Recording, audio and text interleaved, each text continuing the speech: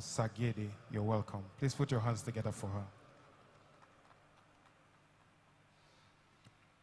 We will continue to take recognitions as we go on, but permit me to quickly move into the program because time is already far spent. We are already about 1 hour behind our starting schedule. And so, distinguished guests, ladies and gentlemen, I want to crave our indulgence and ask us to be on our feet as we honor Nigeria by taking the national anthem to formally commence proceedings. Shall we rise, please?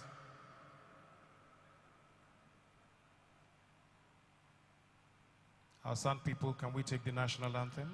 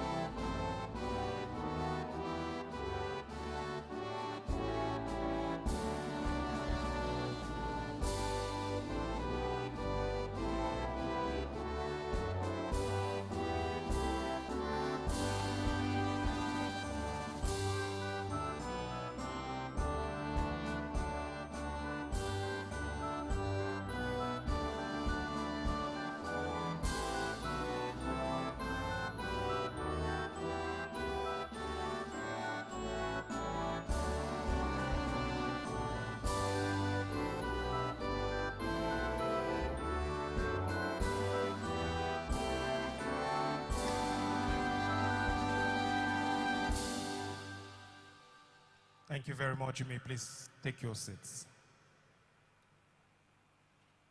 The President of the Abuja Chamber of Commerce and Industry, the Chairman Senate Committee on Agri, heads of agencies, departments, members of the Diplomatic Corps,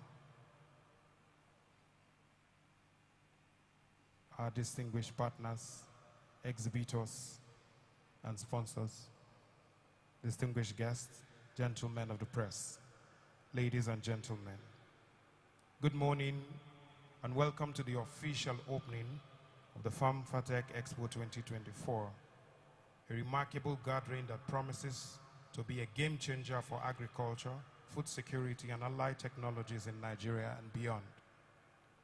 This is a pivotal moment for us all in the agri sector as we are gathered here to check, meet each other, to rub ideas, and to drum support for what government is doing, and to challenge the status quo as to what we need to do moving forward.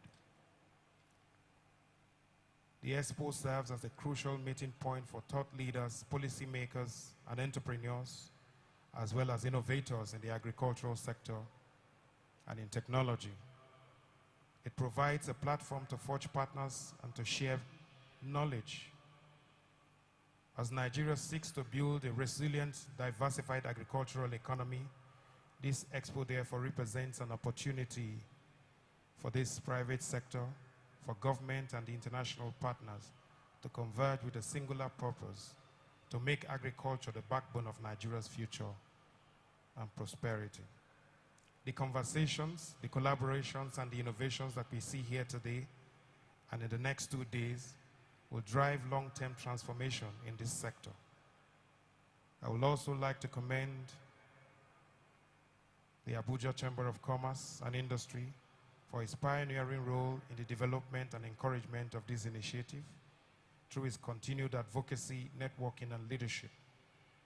The ACCI has played a vital role in midwifing important events, bringing together key stakeholders needed to push boundaries for what is possible in agriculture what is possible in food and allied industries. As we move forward, let us remember that the future of Nigerian agricultural sector is not only about increasing productivity of ensuring food security, it is about ensuring that our growth is inclusive, sustainable, and equitable. And that is what the ACCI, championed by its president, is doing. I think we should put our hands together for the president. Distinguished guests, ladies and gentlemen, the conversations and collaborations and innovations that will unfold over the next few days are crucial in building a sustainable agricultural ecosystem that works. So this is a great opportunity. I want to once again say welcome as we prepare to take agriculture in Nigeria and beyond to a greater height. Please, let's put our hands together once more for the organizers, for the partners, for the sponsors, and for the exhibitors who have made this possible. Can we clap for them, please? I really want to be sure that you can hear me from the back. Can you hear me from the back? Please, can you wave if you can hear me? Thank you very much. I saw a young girl outside now. She was about 11, 12. And I told her, I said, what would you like to become in future? She said, I would like to be a pharmacist. I said, why did you choose pharmacy? She said, I love farming. I said, okay, that's a good one. You are in the right place. Distinguished guests, ladies and gentlemen, may I therefore welcome to officially tell us the reason behind our gathering and to charge us for what is to come, the President of the Abuja Chamber of Commerce and Industry, Chief Emeka Obegolu, Senior Advocate of Nigeria, PhD. Please put your hands together for him as he comes up to deliver for us the opening statements for this event. Please, can we clap for him some more?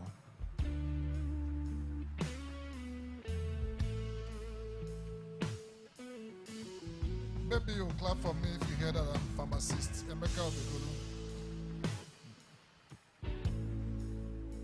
Thank you very much. And first is to place on record our sincere apologies for the late commencement of this program.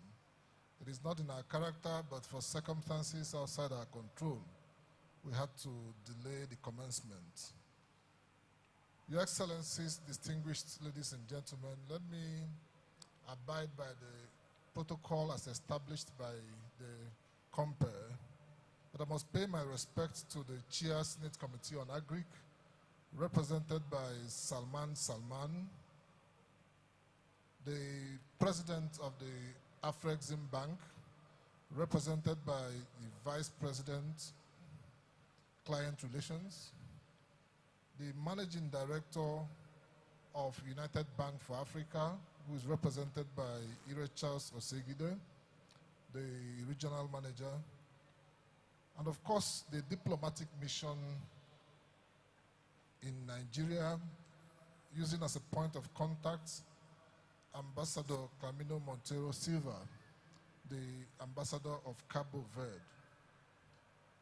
It is indeed my privilege and pleasure to welcome us all to the opening ceremony of the maiden edition of the Farm, Food and Allied Technologies Expo, Farmfatech. This event, organized by the Abuja Chamber of Commerce and Industry, in collaboration with stakeholders, including Orthodox Nigeria Limited, marks a significant step towards forward in our journey to reshape the agricultural landscape of Nigeria, and indeed of the West African sub-region, through agricultural innovation and cross-border collaboration. This expo signposts our commitment as Abuja Chamber of Commerce to addressing issues of food security in Nigeria, and of course, the agricultural exports and the potentials thereof. Farmfatech is a groundbreaking 3-day expo designed to foster global partnerships, particularly between Nigeria and Asia, as well as other key players in agricultural technology.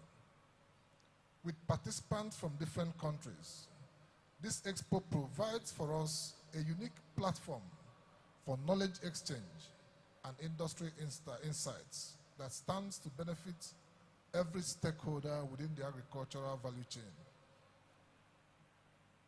Agriculture, as we know it, is the heartbeat of our nation, providing livelihoods to millions and sustaining communities while bolstering our economy. However, in today's rapidly changing world, the sector in sub-Saharan Africa faces multifaceted challenges, ranging from climate change, financing, and also fluctuating markets. Now there's an urgent need for modern infrastructure and technology. As ACCI, we believe that to sustain the strategic role of a robust agricultural base in a competitive economy, we must innovate, collaborate, and adapt. And that is precisely the purpose of Farmfatech. The annual Farmfatech Expo, commencing with the 2024 maiden edition, is a showcase set to be an unparalleled arena for showcasing cutting-edge agro-mechanization technologies, food processing innovations, and opportunities for agricultural financing. We bring together industry leaders, policymakers, and stakeholders from around the world to explore transformative opportunities for investments and partnerships that will shape the future of agriculture in Nigeria and beyond Nigeria. As we all know, agriculture is a time-honored profession undergoing a rapid evolution powered by technological advancements. This expo offers everyone, including farmers, manufacturers, investors, and technology enthusiasts, the opportunity to witness and engage with transformative tools and techniques that are reshaping food production and management. As the voice of the business community, Abuja Chamber of Commerce is committed to advancing ventures that drive economic growth and support sustainable development. Our activities are structured around our 4 centers, which includes the Business Entrepreneurship and Skills Technology Center, the Abuja Trade Center, the Nigerian Chamber of Commerce Dispute Resolution Center, and the National Policy Advocacy Center. These centers, alongside our 16 trade groups, serve as dynamic hubs supporting various sectors of this economy. Our agriculture trade group plays a crucial role within Abuja Chamber, dedicated to championing the interests of farmers, ranchers, and agro-businesses across Nigeria. Through policy advocacy, sustainability programs, and trade promotion, the trade group strives to foster an environment where agricultural producers can thrive. And this they do by supporting research, education, and rural development, and empowering stakeholders to navigate challenges, seize opportunities, and build a prosperous future for agriculture in Nigeria. At the Chamber of Commerce, our interest lies in securing a robust economy, which includes promoting and supporting sectors like agriculture that contribute substantially to our nation's GDP. Through this expo, we aim to spotlight investment opportunities in the agro-allied sector, engage policymakers to support this strategic industry, and encourage policies to propel economic growth. This expo is founded on key objectives that include networking, diversity, value chain participation, and strategic location. I said strategic location because it's taking place here in Abuja, a centrally located hub of commerce and policy in Nigeria. May I take this opportunity to call on the Ministry of Federal Capital Territory to create agricultural layouts with supporting infrastructure in each of the area councils in the FCT, and to prioritize support for agriculture as a policy thrust of the Federal Capital Territory Administration, and also provide incentives to agro-based businesses to invest in the Federal Capital Territory. I urge all participants to take advantage of the numerous opportunities offered here at Farmfatech. Connect with exhibitors and leverage the innovative products and services presented to bolster your businesses. Together, through collaboration and commitment, we can contribute meaningfully to a more prosperous Nigeria. Thank you for your presence and participation.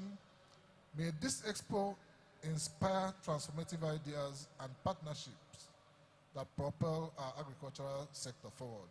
Thank you all, and may God bless you. Enjoy your conference. Please, can you put your hands together properly for him, please? Are we clapping for the President?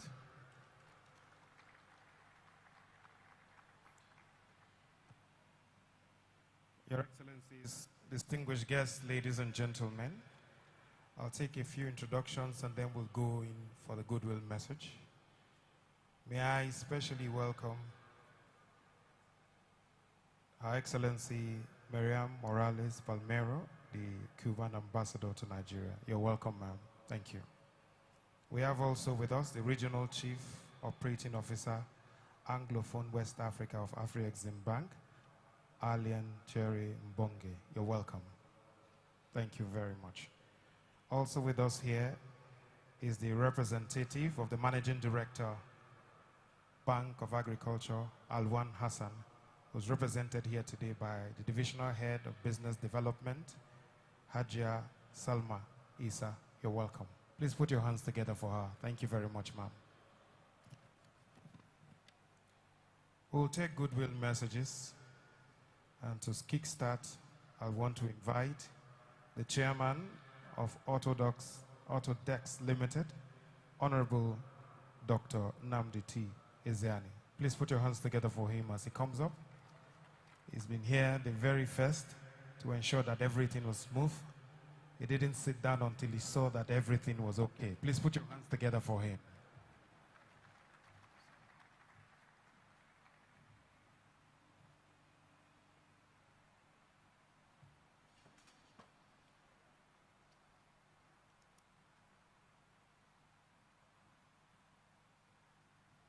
Thank you, MC.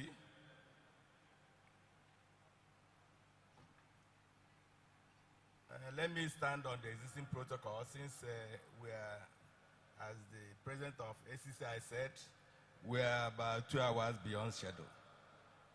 On behalf of the board, management and staff of Autodex Nigeria Limited,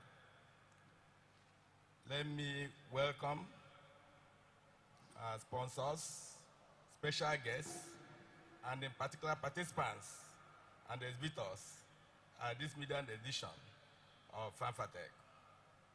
Autodex is a pioneer private sector tractor and agricultural equipment manufacturer who started operation since 2012.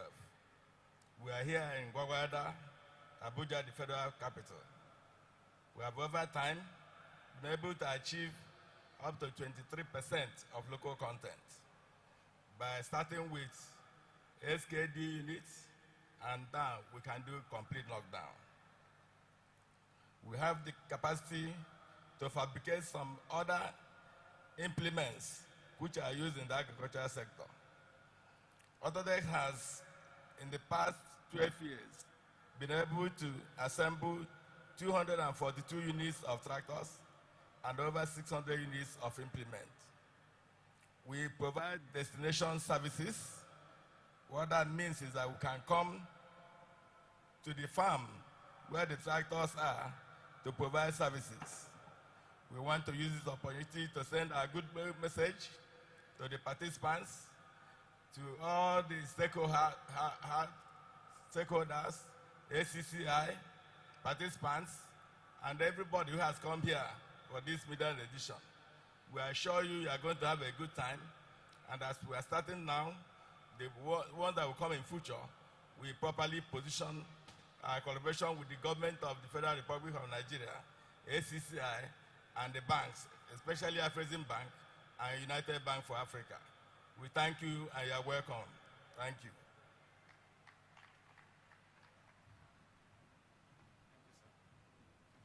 Thank you very much. Another round of applause. They actually say when you clap for other people, with 10% you encourage them. With the remaining 90% you are adding age to your life. So can we clap properly now, knowing that you're clapping both for yourself and for the person who just finished speaking. May I also specially appreciate the Executive Director of AgriQuest Africa Network, Ambassador Abiodun K. Olani. You're welcome. Thank you very much. Please put your hands together for him. May I invite for a goodwill message the Ambassador for the Embassy of the Republic of Cabo Verde, Bellarmino Monteiro Silva, to come and say a few words. Please put your hands together for him. I needed to call that correctly because that's my next destination for Christmas. Please put your hands together for him.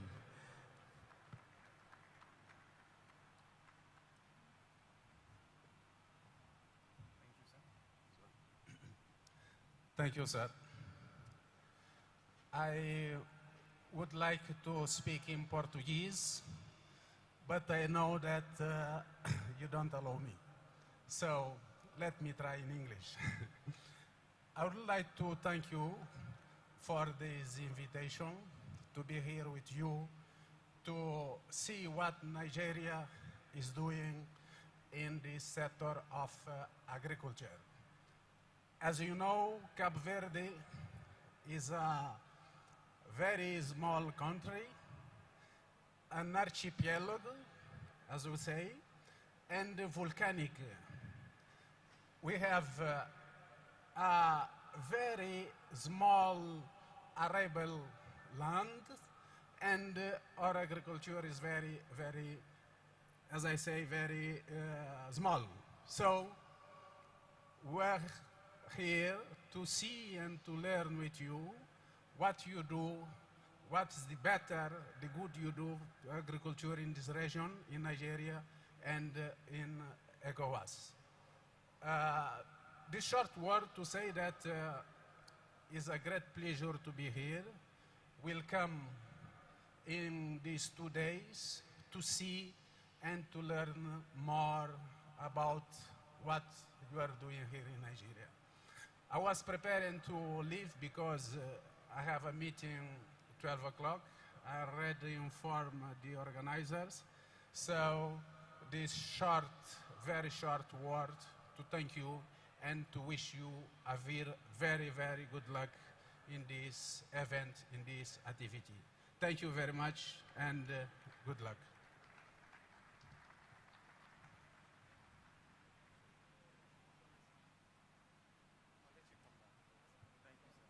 Thank you very much. We appreciate His Excellency for that remark. Still within the diplomatic community, it is not possible to have us do anything at the ACCI and not have this woman there. The last time she brought an entire delegation, high-powered delegation all the way from Cuba. And this time, she's here. I'm sure she's also not alone. Before this is over, you will see more people come from Cuba, either those in Nigeria or those who will fly in to see what we are doing. Let's invite her to do a goodwill message. Miriam Morales Falmero, the Cuban ambassador. Please put your hands together for her. Thank you very much, Your Excellency. She traditionally does not like to speak. She would prefer another of her staff to speak, but today we have her. Please put your hands together for her as she comes up. Thank you very much, Your Excellency. Thank you. Okay, good morning, and still good morning, everybody. Thank you so much for ICC invite us for this important topic and this important agri-fair. the same as my brother ambassador of Cape Verde, Green Cape. I don't speak it very fluent English, but I want to transmit our feeling.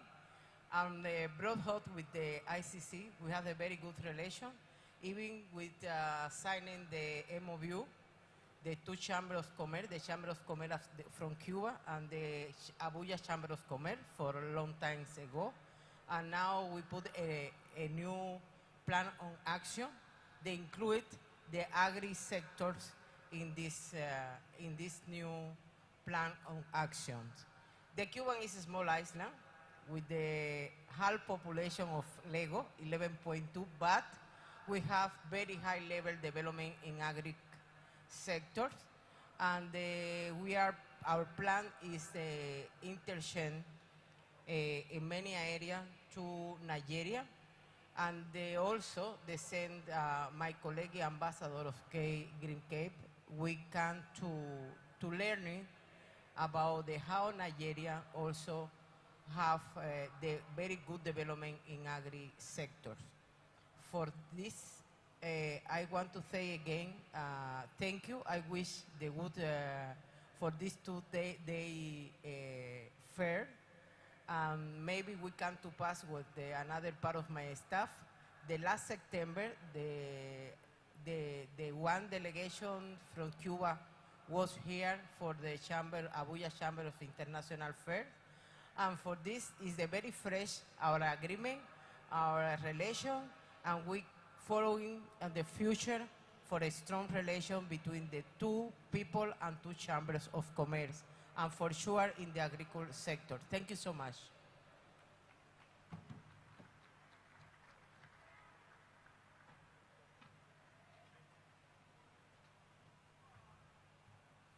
Thank you very much. Please, let's clap for her.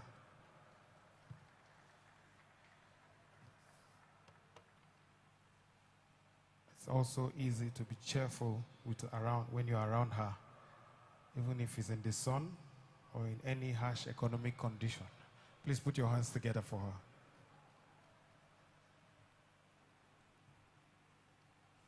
Very quickly, I'll want to also go to the representative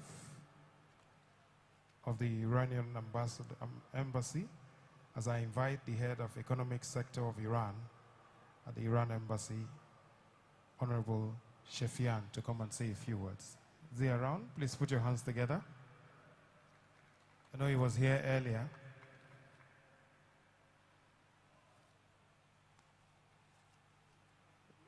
We'll go quickly while we are waiting for his arrival. Let me quickly invite the representative of the Executive Secretary to the National Sugar Development Council of Abuja, Mr. Kamar Bakrin, who is represented here today by the Director of Project Development and Investment Promotion of the Council, Balarabe Ladan. Please put your hands together for him as he comes up. Can we clap for him, please?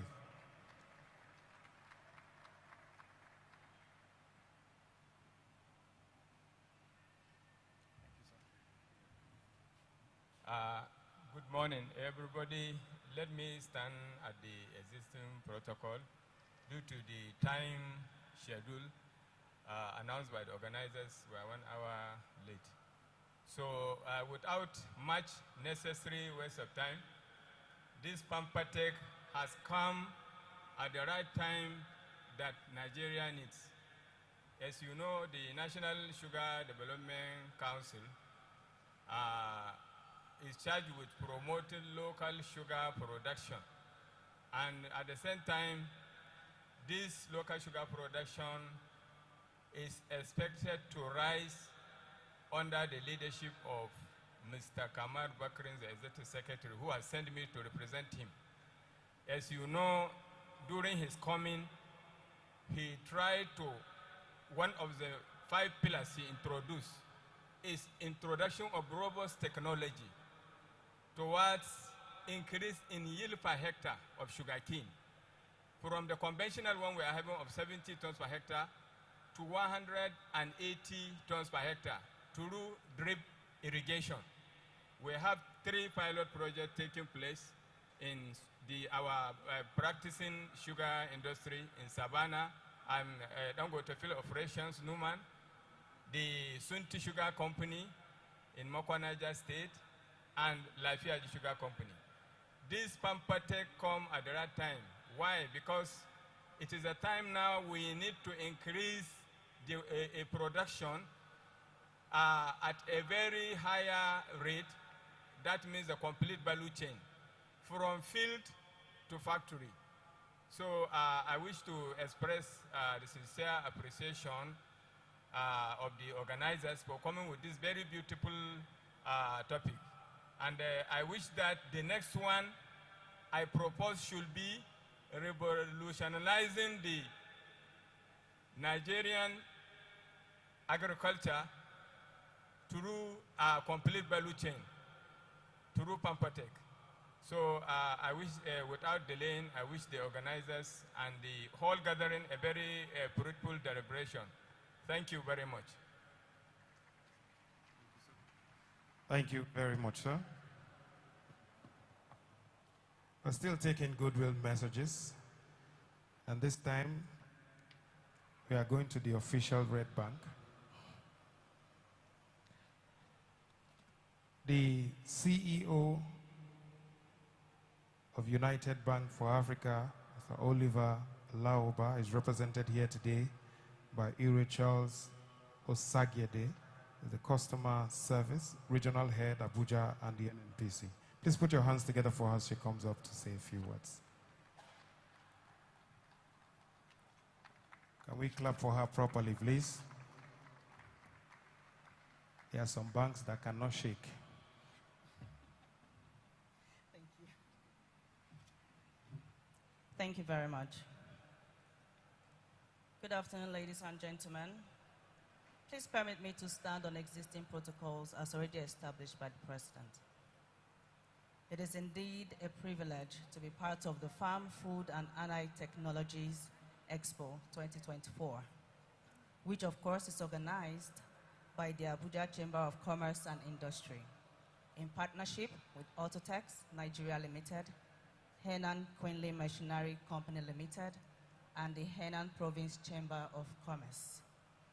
I would like to specially recognize the keynote speaker for today's event, Professor Benedict Orama, President of Afreximbank, whose leadership has been transformative across the African continent, particularly in the areas of trade and finance.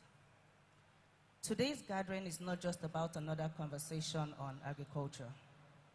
Indeed, it's about seizing the opportunities that exist, identifying concrete actions, and driving transformation across the agricultural value chain. Our discussion today centers on the critical theme, that is agricultural financing and the value chain in Nigeria and Africa at large. As we explore this, we must remember that agriculture holds the key to Africa's development. The path to unlocking this potential lies in financing and the efficient harnessing of the value chain thereof. According to the 2019 Feed Africa publication of the Africa Development Bank, agriculture continues to serve as the foundation of our economies, particularly in the sub-Saharan Africa, where more than 60% of the population derives its livelihood from farming. Yet, we all recognize that the potential of this sector remains largely untapped. The productivity gap is still very wide due to numerous factors such as access to financing, inadequate infrastructures, climate change, and of course, most importantly, the funding gap. The Food and Agriculture Organization of the United Nations estimates that Africa will need about 80 billion annually to transform its agricultural sector. This is a significant but achievable goal if all stakeholders, that is the government, private sector, and international finance institutions are aligned in their efforts. There are vast opportunities that exist. For example, in the fintech space and the digital financing solutions, there are innovations that are changing the game for agricultural financing. Digital platforms such as M-Pesa and Agro Wallet in Kenya allow farmers to access loans and savings as well as payments without needing traditional banking services. They offer timely credits and financial products which enable farmers to invest in better outputs as well as inputs, increase productivity, and also mitigate the inherent risk. For institutional support, we do know that FREXIM, AFDB, that is Africa Development Bank, and similar institutions are spearheading agricultural financing initiatives that aim to close the financing gap. That is, the AFDB's Feed Africa initiative has made substantial headway in connecting agri-businesses to finance, while AFREXIM's programs have empowering the agricultural supply chain. The public sector is not left out, as well as the private sector. There are more private sector players at the moment, and they are seeing agricultural investment as an investment frontier. Venture capital, private equity, as well as impact investors are flowing into the agricultural space, realizing that this sector is ripe for growth, with high returns, of course. Impact-driven investment that supports sustainable farming practices and community development are gaining momentum. In unveiling the agricultural food chain, which is very, very important, like we all know, the strong value chain is the backbone of any successful agricultural system. The value chain is a process where value is added to each stage, from production to the final product reaching the consumer. This chain, when customized, can drastically improve the efficiency and profitability of the sector. It is necessary for access to modern inputs. It is necessary for access also to equipment that will enable the process. As we are also very well aware, the post-harvest period is often a very critical venture for farmers. Poor storage facilities and inefficient processing can lead to significant losses. Ethiopia's Agricultural Transformation Agency has invested in agro-industrial parks, which include a hub for processing agricultural products and reproducing post-harvest losses. This has added tremendous value to Ethiopia's agricultural business sector. The government is not left out.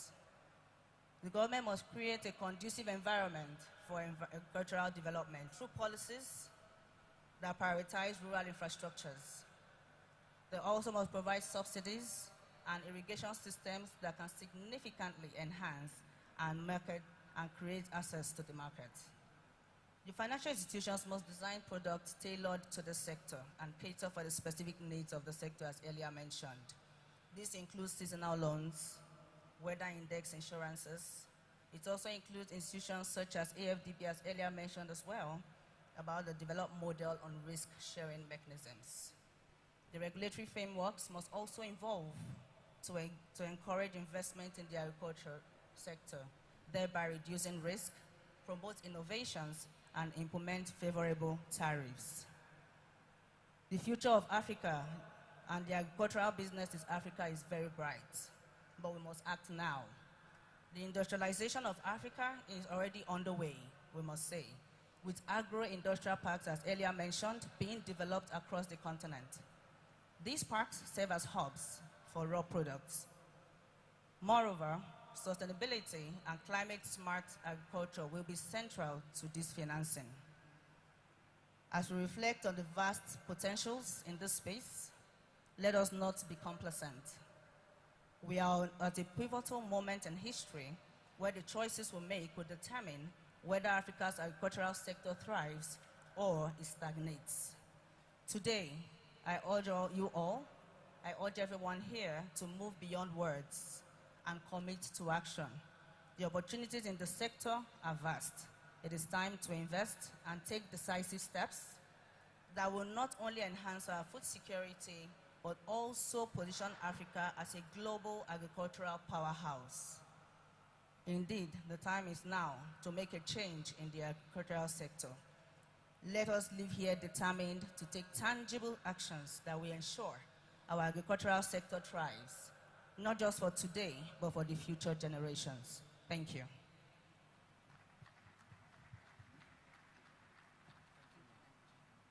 Thank you very much. Please put your hands together for her. I think this is commendable coming from a bank. Before now, banks will not touch anything agriculture.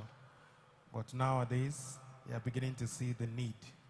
And particularly, UBA that has continued to empower African SMEs with trade finances. Thank you very much for doing a good job and for leading where others have failed. Thank you. I remembered somebody told me once that he wanted to start agri-business and that he needed a bank loan. So I asked him, I said, what kind of loan do you want?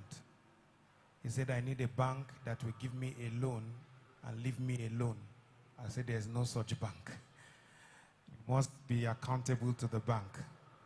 May I especially welcome and recognize the presence of the Managing Director of Selam and Joel Company Nigeria Limited, Dr. Selam S. Joseph. Please put your hands together for him. Thank you very much. May I also appreciate the Vice President Finance and Chairman Banking Finance and Insurance Trade Group of the ACCI, Dr. I.B. Gashimbaki Esquire. Please put your hands together for him. May I also especially appreciate the Vice President, Agriculture of the ACCI, Olashitemi Body Thompson. You're welcome, sir. Please put your hands together for him. To take us further, distinguished guests, ladies and gentlemen, may I invite from the African Export-Import Bank, the Acting Group Managing Director of Client Relations, Mr. Eric Monchu Inton. Please put your hands together for him as he comes over to say a few words on behalf of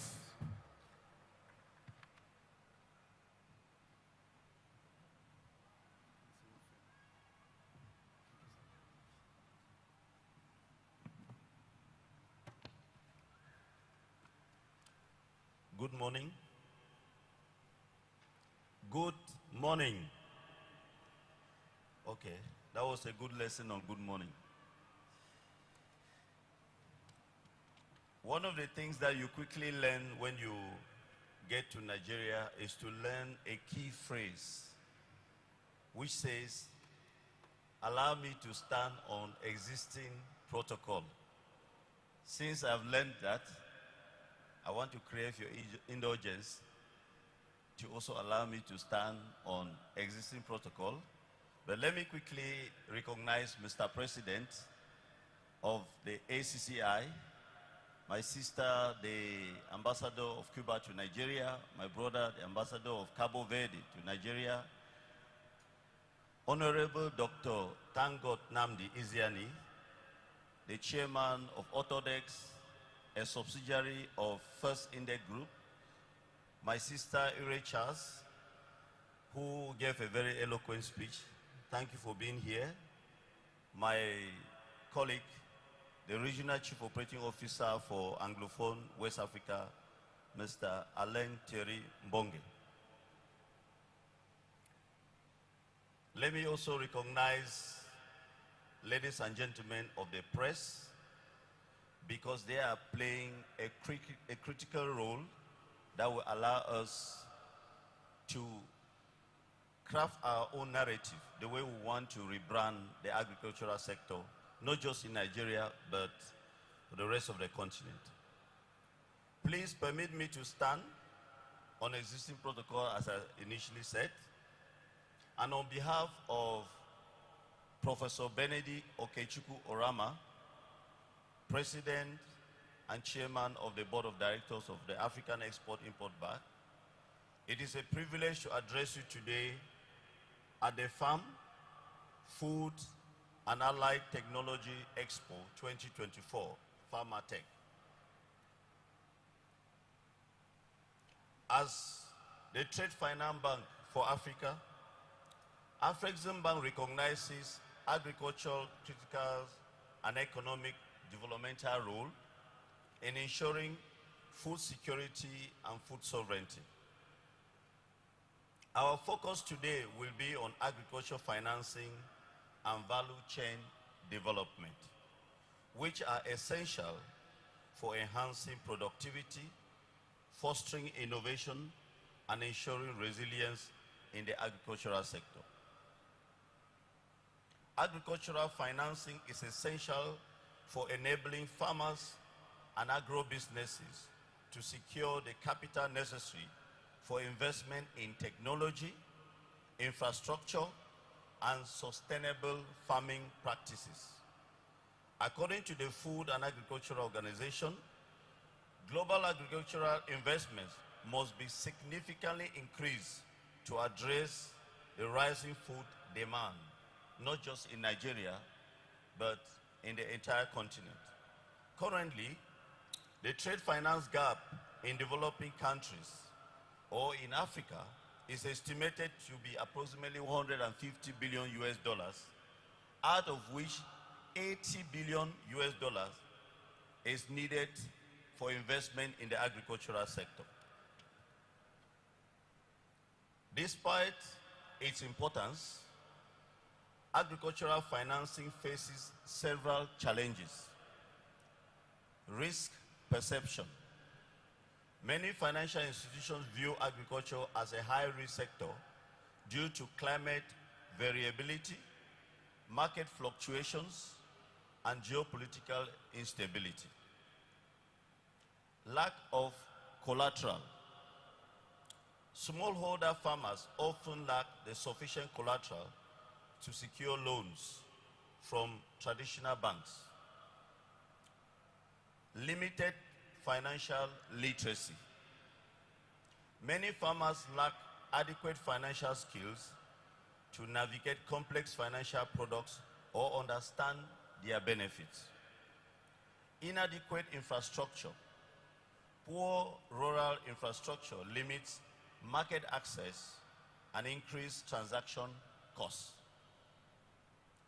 Despite all these challenges, Africa has over 60% of the world's arable land, which underscores why Afreximbank is promoting the development of the agricultural sector in our continent. Agriculture is responsible for GDP growth, from economic to food security and environmental sustainability. African nations can harness the full potential of their agricultural resources by focusing on modernizing practices, investing in infrastructure, ensuring access to finance, supporting policy frameworks, and promoting regional cooperation. Afreximbank, within its 6th strategic plan, is focusing on industrialization and export development, which covers the financing of importation and manufacturing of agricultural equipment, local manufacturing and value-added exports. This plan aims to diversify and accelerate transformation of Africa's trade from reliance on primary commodities towards industrialization and export promotion. Can you imagine that today, Africa's total trade only accounts for 3% of global trade? This is because not much value is being added to our products, which is one of the reasons why ACCI has decided to organize this event. If today agriculture contributes approximately 15% to Africa's GDP and employs about 60% of the continent's labor force, imagine what level of contribution it will make if the sector is mechanized and there is value addition prior to export. To this, we need to redesign our educational systems to focus on teaching and educating our children and young adults to learn new techniques that will not only mechanize agriculture, but will also make use of what we have abundantly, the natural resources, to drive economic growth. In this regard, Afreximbank is deploying the following intervention in furtherance of this aspiration. One, project preparation facility support. It's a program that allows market and feasibility studies to be conducted in the agricultural sector so that the right full financing solution can be provided. Two, unique and tailor-made debt and project finance as well as advisory services. Here, Afrexim Bank provides medium to long-term tenor loan with flexible repayment models. Participation across the whole financing value chain from greenfield, brownfield, and corporate finance structures. For instance, in Egypt, Afrexim Bank is providing financing of 100 million euros towards the development of a sugar processing farm and agri-farm. In Mauritania, the bank is providing financing of 19.6 million euros towards the development of a dairy processing plant. In Nigeria, since we're at home, the bank is providing financing of 20.8 million US dollars towards the development of a cashew processing plant and many other transactions in the pipeline. We also leverage the support of our wholly owned subsidiary, the Fund for Export Development, to provide, in addition to debt financing, the equity that is needed to support the agricultural sector. Financial and non-financial support towards small and medium-sized enterprises is provided through capacity building, and the bank has so far provided over 150 million for SMEs across export-oriented sectors, including agriculture. We provided capacity building support through the SME Incubation and Accelerator Program to over 600 youth and women-led SMEs and entrepreneurs from over 23 African countries in strategic sectors, including agribusiness. Dedicated digital financial tools which improve market access are also being used to provide support to the sector that comprise the Mansa KYC platform, the Pan-African Payment and Settlement System, the Africa Trade Exchange, and Trade and Regulatory Intelligence Solutions.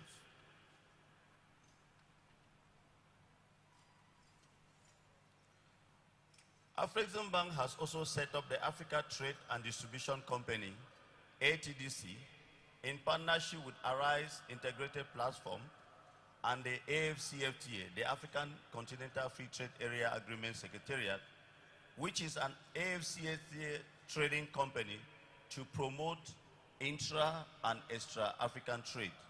So this is a company that will help trade all the products coming from agricultural sector and other sectors across the continent and between Africa and the rest of the world.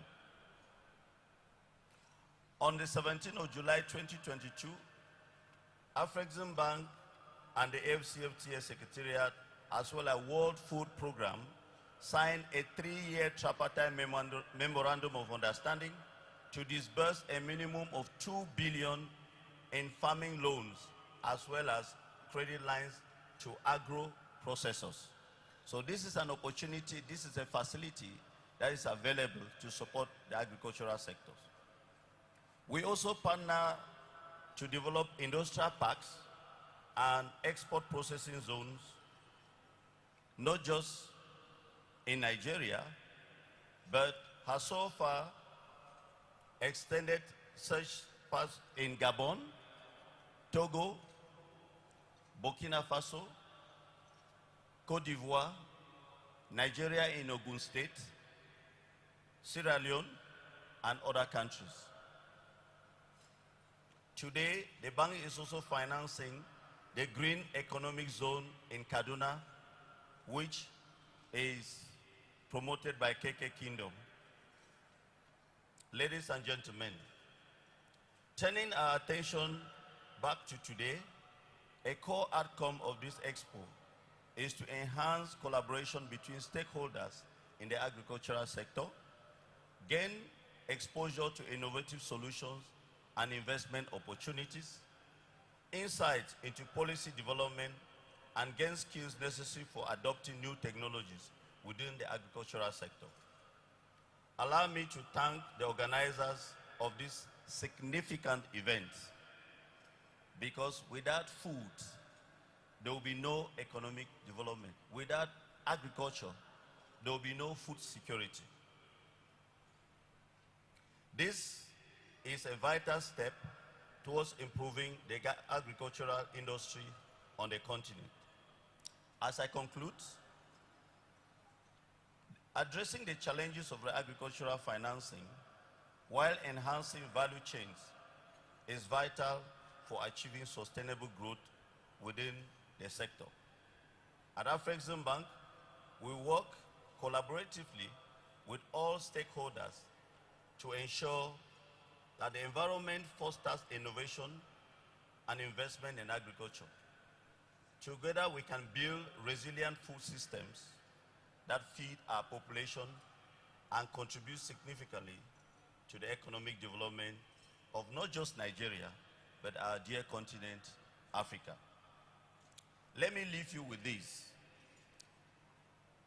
The Africa Quality Assurance Center initiative allows us to test and certify agri-processed products that can be exported within the continent and outside the continent. The Africa Medical Center of Excellence also gives us an opportunity to enhance a healthy population that will consider expansion in agriculture.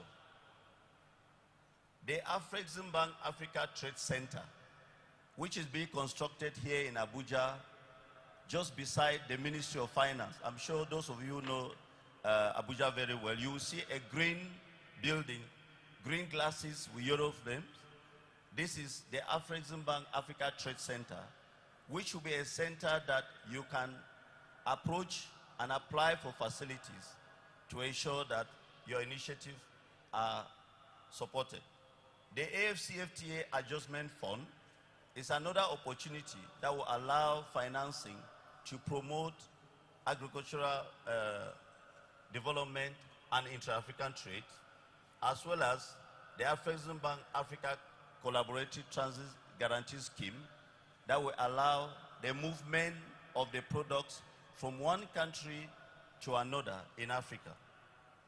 If we put all of these together, we will form a sustainable agricultural sector, not just in Nigeria, but in the wider continent of Africa. This will give us the opportunity to build the Africa we want under Agenda 2063. I thank you for your kind attention.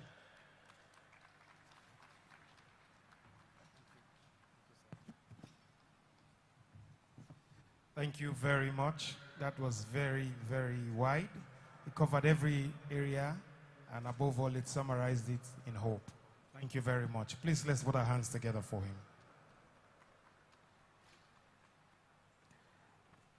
Your Excellencies, distinguished guests, ladies and gentlemen, may I especially welcome the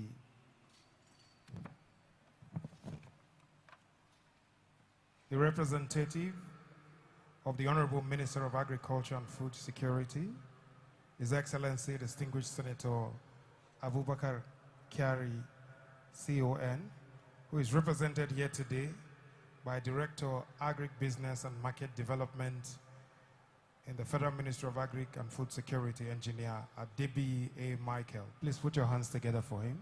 Thank you very much, sir. I think we should create room for you in front, sir. Ushers, can you properly place the representative of the minister? May I also specially welcome the representative of the Chief of Defense Staff, General Christopher Guabin Musa, OFR, is represented here today by Major General Aim Abdullahi. You're welcome. Thank you very much, sir. I tried to join the army like 4 times without success. After writing the NMS exams 4 times, I decided to join the Boy Scouts. At least let me wear some kind of khaki. So I'm a retired Boy Scout. Welcome, sir. May I also specially welcome the National Vice President of the All Farmers Association of Nigeria, representing the National President, Architect Kabiru Ibrahim, is Chief Daniel Okafor. Please put your hands together for him. May I also specially appreciate it's difficult to call him former Vice Chancellor, because its time at the National Open University marked great difference in that institution. He brought to limelight and brought in students who had been great students, even former presidents, to come into his school. Former Vice Chancellor of the National Open University of Nigeria, who is the chairman of the Board of Trustees of Biotechnology Society of Nigeria, Professor Vincent Ado Tenebe. Please put your hands together for him. Thank you very much. We appreciate you for what you're doing. So distinguished guests will continue to take messages. We had skipped earlier the message of the Chief of Defense Staff. I think it is only apt that we take that message now. May I welcome, on behalf of General Christopher Gwapin Musa, OFR, Chief of Defense Staff of Nigeria, Major General I.M. Abdullahi, to deliver that message. Please put your hands together for him. I have a protocol list. We've established it already, but I used it from my head. So who is the president? We have the minister representing Minister of Agriculture. Okay. So the highest president. The Minister of Agriculture. Then the president of the Abuja Chamber of Commerce. Okay. Sorry. President Abuja Chamber of Commerce. Okay.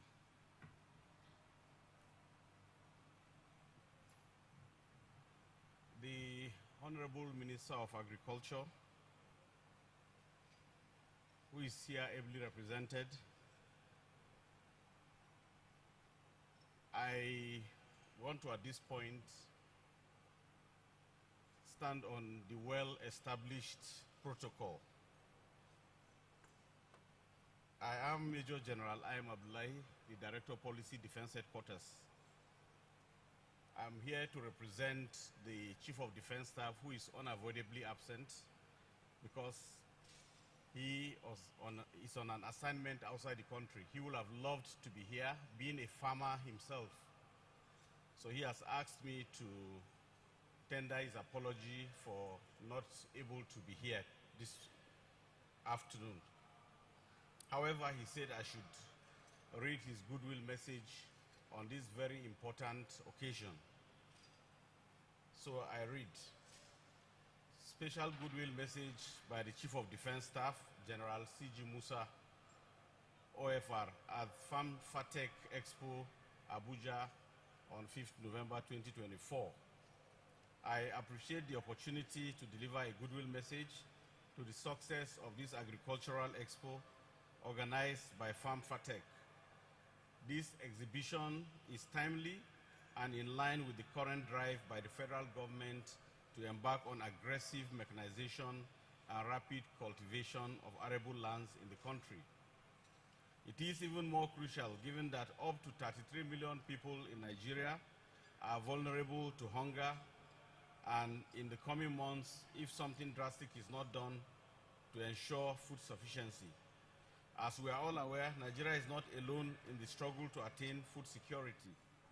This is because agricultural activities are severely hampered by armed conflicts as well as weather shocks as a result of climate change. In realization of the imminent threat to food security, a number of countries around the world adopted military approach to emergency responses.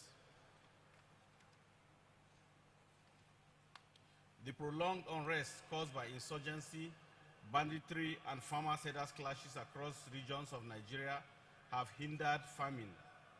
To counter this, the Defense Headquarters has made operational arrangements to prioritize protection of farmers' successful harvests across the country. Moreover, To address the effects of weather shocks, the need arises to invest in agricultural infrastructure, especially to embrace all seasons farming. As the federal government is focused towards the cultivation of over 10 million hectares of arable land across the country, this expo is an avenue to develop practical solutions in achieving the National Food Security Scheme. In this regard, the military is to form an important part of the initiative and lead the agricultural revolution, especially in crisis areas. In line with global best practices, the military will limit its actions to martial activities, but to explore non-kinetic means of achieving adequate national security. Military mega farms will be established with the objective of addressing the unemployment rate faced by the country and to occupy some ungoverned spaces, thereby ensuring food availability and improving security. The Defense Headquarters is already committed to this and will take a lead position to complement the efforts of the federal government in ensuring food security. On this note, I want to thank you immensely for bringing up this initiative at this time.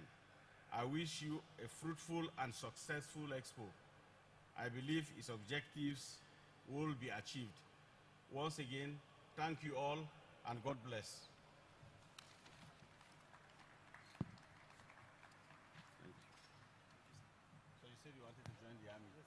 I still have, okay. Okay, before I dismount from here, I have a message for the retired Boy Scouts man. We still have space for him. So after this expo, you can still come and meet me. Thank you, gentlemen. Thank you, sir. Please put your hands together for him. Thank you very much. He gives a human face and a very friendly one at that to the Nigerian army. Thank you, sir. Please put your hands together for him. We have some of our officials who have been going around making sure this works well. One of them, of course, is the Director General of the Abuja Chamber of Commerce, Agaba Jidiani Jude. Please put your hands together for him. Thank you very much. Been very, very active. And of course, the Chairman of the Planning Committee, Chief Tony Ejinkoye. Please put your hands together for him. Thank you very much. It's not easy to put all of this together. But thank you very much for the success we have seen already. May I especially welcome the representative of the Managing Director of Bank of Agriculture, Alwan Hassan, who is represented by Hajia Salma Isa, Divisional Head of the Business Development of the bank. Please put your hands together for her as she comes up to say a few things. I know she was very active earlier. She's still here. Okay, she stepped out a bit, but thank you, ma'am. May I also therefore invite the man designed to tell us welcome and to tell us the strategic part that this few days will take, the chairman of the planning committee, to say a few words. Please put your hands together for Chief Tony Ejimkoye. Please a round of applause for him as he comes over to speak to us. Immediately after that, we welcome the Honorable Minister to say a few words. But this man is tall enough to handle everything. Please put your hands together for him. Thank you. Let me use this opportunity to welcome each and every one of you to Farmfatech. It has been a tedious past months for us to get this event together. So my function here this afternoon is to make sure you have a very wonderful experience here this afternoon and the subsequent days. Thank you so very much.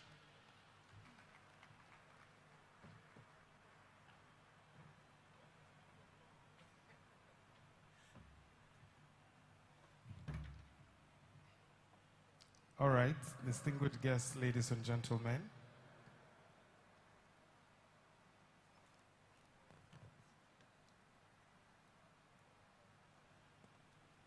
We'll move quickly to the formal statements. We had delayed the opening because we expected the Honorable Minister to be here in person.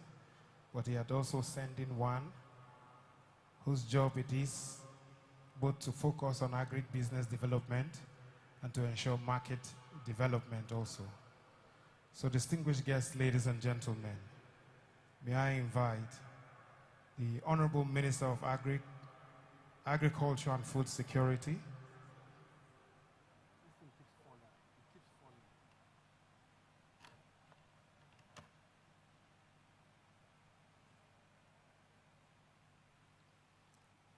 may I at this point invite distinguished Senator Abubakar Kari, CON, who is represented here by Engineer Adebi A. Michael, Director of Agribusiness and Market Development in the Federal Ministry of Agriculture and Food Security, to deliver the message of the Honorable Minister. Please put your hands together for him.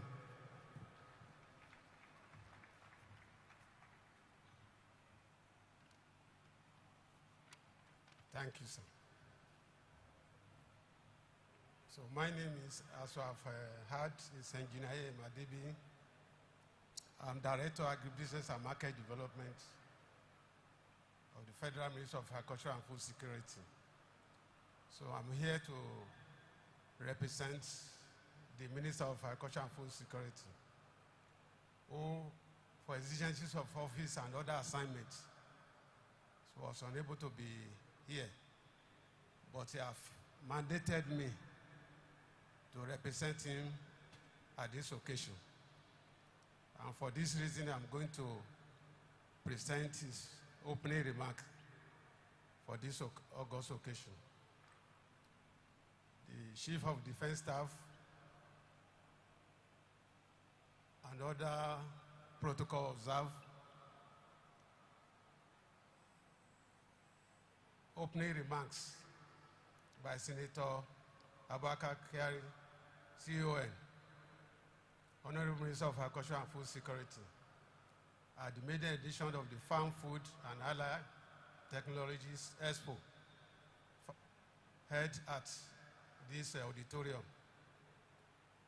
It is with heart of gratitude to present in this occasion and to welcome eminent personalities to this edition of the Farm, Food and Allied Technology Expo. Team, New Agro Technology for Shared Prosperity, organized by the Abuja Chambers of Commerce and Industry in partnership with Autodesk Nigeria Limited, Afis Bank, NM Quali Machinery Company Limited, and other stakeholders. Permit me to commend the effort of the organizers and the collaborators for making this auspicious expo a reality and as a flagship event. And most importantly, the impactful success of bringing together various groups, association, agency, research institutions, financial institutions, champions of industry, ambassadors, and other relevant stakeholders in this program.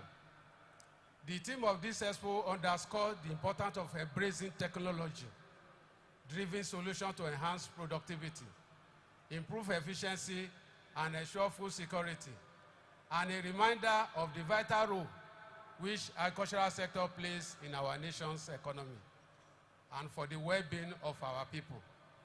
It is heartwarming that agriculture is fast becoming the boost across the trade and investment cycle, particularly in the face of the perennially dwindling oil prices and the attendance desire of the government to diversify the economy, to boost the productive and revenue base of the nation, while engendering increase in food and agricultural production for local and international markets and for foreign exchange earnings. The agenda of the ministry, that is the Federal Ministry of Agriculture and Food Security, is to guarantee the vibrancy of the agricultural sector. Agriculture must be seen as a business and having for profitable investment. We are integrating food production, storage, processing, and industrial manufacturing to establish the necessary linkages in the development of agricultural commodity value chain. With the noticeable increased growth in production in the agricultural sector of the economy. A major emphasis has been on creating value addition through processing and stimulating the export of this produce towards increasing our foreign exchange earnings. As part of sectoral growth and sustainable development of agribusinesses, the ministry is committed to ensuring access of farmers to production inputs and facilitate increased access to affordable credits, mechanized agriculture, provision of infrastructure at agro-industrial clusters, provision of extension services, establishment of agribusiness incubation centers to train the youth for skill development. And again, the ministry is promoting on-farm storage and processing to prevent post-harvest losses, and in the development of sound policy and laws to regulate agricultural produce marketing that will involve marketing agents, processors, and other stakeholders towards establishing sound commodity trading system in Nigeria. The current policy on agriculture is to have the private sector on the driver's side, while government provides enabling environment and to make agriculture as a business. We will not relent in the giant stride in creating sufficient agribusiness linkages between the farmers and the processors to scale up the present level of agricultural value addition. We are resolute to deliver enabling policy and programs in line with the ministry deliverables assigned by Mr. President that will ensure Nigeria are full secure and lively opportunity across the demographic bands of the populace.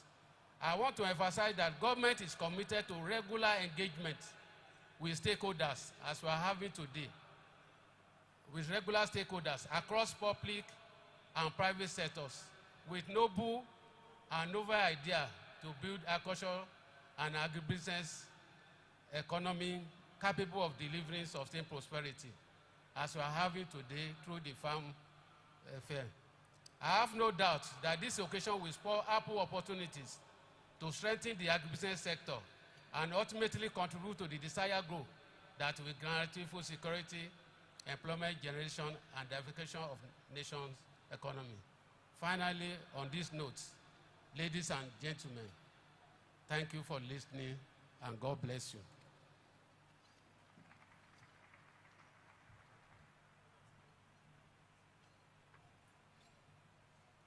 Please, let's put our hands together for the representative of the Honorable Minister. Thank you very much, sir. He did say something about agric and employment. I've seen the former Vice Chancellor for the National Open University here, and I think I see a few lecturers from University of Abuja here. Please put your hands together for them. Thank you. One of them had sent me a message once, and he wanted me to help his son to get admission. He sent the boy from the west. And when the boy came into my office, I asked him, I said, what is your O-level like? What do you want to study? He said he wants to be a medical doctor. I said, that's fine, but what's your O-level? He said he has 2 credits. I said, okay, maybe biology, chemistry. He said, no. He said he has 1 credit in Agric, and he has another credit in Yoruba. I said, okay, and you want to study medicine? He said, yes. I said, okay, you are going to be a doctor, but you will be another kind of doctor. You are going to be a native doctor. You can use the Agric to identify herbs in the bush and use the Yoruba for incantation. So go back home, look for any shrine and apply. Not in Abuja. Well, distinguished guests, ladies and gentlemen, we will take the formal opening. I will invite those of our VIPs in front. Our opening will be a different kind. We'll invite you, those in the front row, can you just come to the front? We'll be led by the Honorable Minister. All of us will be in front here. Please, Mr. President, can we just come to the front here? Once you come, you'll face the people. The ribbon will move to you. Those in front, please, can we just come and face the audience? The Honorable Minister will be in the middle. Just face the audience. Those at the second row, if you feel you want to join, you are free. The VC, former VC, please come. Thank you very much. We have a floating ribbon that will be cut. Immediately after this, we'll have our first panel sitting. Our technical team, get ready. The Honorable Minister will be in the middle, and he will take a short speech before the ribbon. So thank you very much once again. I welcome the eminent persons that are gathering here. And this is an epoch making. And this is a new turn, a new down in the promotion of agricultural sector to ensure food security, employment generation, and diversification of economy. And as you know, agriculture is now the mainstay of economy now. And it's a space that can contain everyone. Whether you are a retiree, whether you are a man, whether you are a woman, you are old or young, it's a space for everyone. It's an agricultural sector that will not reject you. There are some places you go, they say, yeah, you are already old, we can't accommodate you, or you are too young to be employed. But agriculture it has a large heart for everyone. So I want to use this opportunity to thank the organizer of this event and the collaborator for this epoch-making event that we pray that it will continue even for the second edition. So on this note, I want to declare the edition open.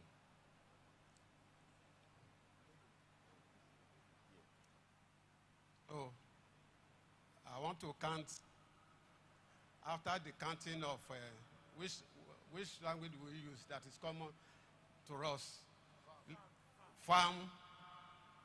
Okay, we produce what we are eating, and we eat what we produce. So, in the spelling of farm, we cut it. Oh yeah, let us spell it together. F-A-R-M.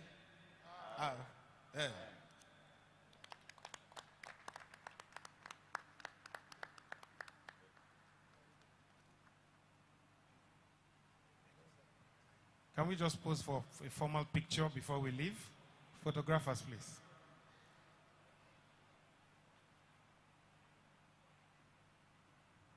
It's good to smile. Just be happy even if your yam never done. Please put your hands together for them as they go back to their seats. At this point, I'll now call on the moderator of the first panel to take us through, and immediately after that, we'll go on for the tour.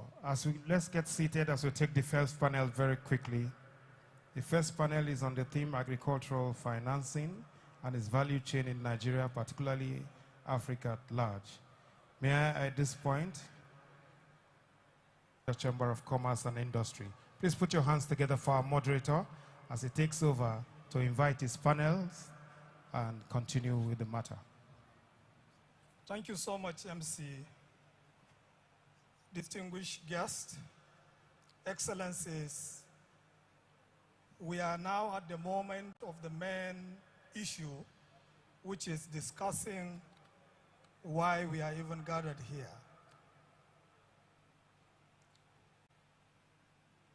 First on the list of the panelists is the representative of the Honorable Minister of Agriculture. Please make your way to the high table, please. The second on the list is the representative of the Chief of Defense Staff. Please make your way to the high table. The third, and Afri-Exam, please make your way to the high table, please. Representative of the CDS, please. The representative of the minister, please make your way to the high table. And then the CEO and managing director, anyway, project director, Grainer Hub project. Please join the high table. And then finally, the representative of the GCO, United Bank for Africa. Please, madam, make your way to the high table. Mr. President, distinguished guests, Your Excellencies, the main reason why we are here, we are about to dovetail into it.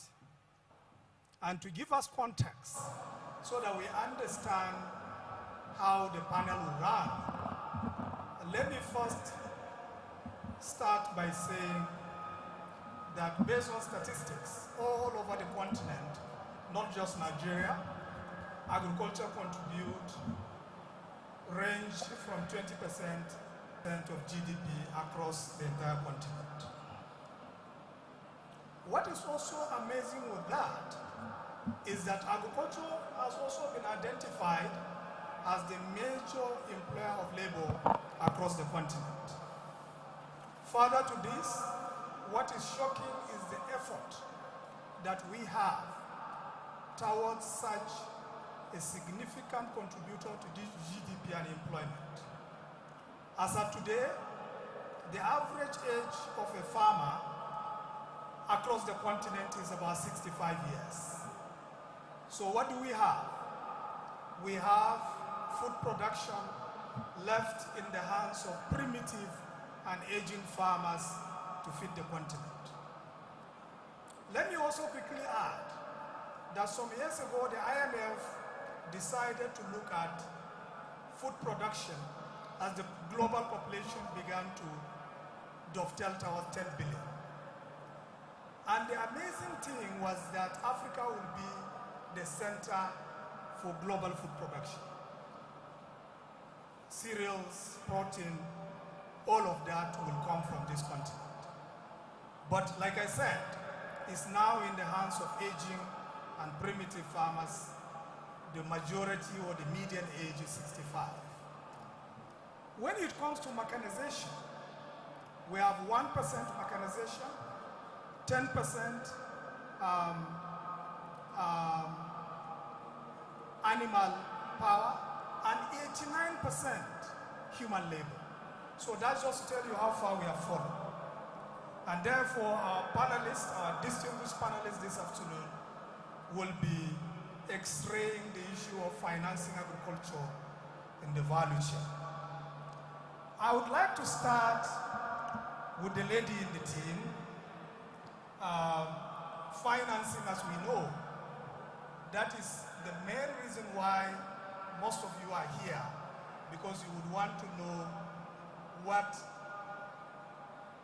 is the effort out there that we have in financing agriculture.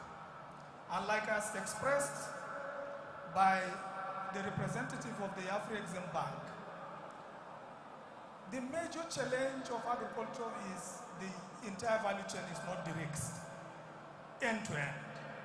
And therefore, we will hear from the horse's mouth today what they are doing to assuage that and make sure that spending, focus, attention by governments and companies, and especially people in the financial services sector, focus on agriculture. So we'll start with UBA. UBA has been known with helping SMEs, amazing job under Harris Holdings in trying to raise SMEs and all of that, which is associated with the UBA group. Share briefly with the team what the UBA group has been doing across value chain. Thank you. All right, thank you very much for the background given. Like you have rightly mentioned, agriculture is very important to the nation. Of course, as we also know, it contributes to employment rate of about 60% of the nation population and contributes about 35% to the nation's GDP. As a bank, we believe in the sector, and we have also partnered across the value chain in the sector. Currently, we have exposure to the agri-business, which runs in billions of naira. in the agri sector. What we have also done at the time of the CBA Intervention Fund, we had also participated actively in this regard as well. UBA as a bank under the AFCTA has also focused on agro-processing, that is, the ways and manners and fundings with respect to value being added in the sector. We also fund exporters and other companies who add value to the agro products. We have in the bank working capital financing, asset financing of up to $150 million in Naira equivalent. These are available for utilization immediately. Other products that we offer include the Export Finance Product Program, which is being run by the bank. We also have the Input Finance as well.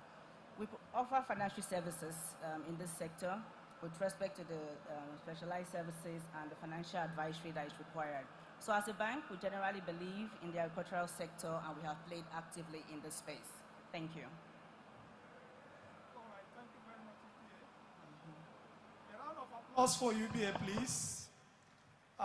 You've heard the highlights of what they are doing.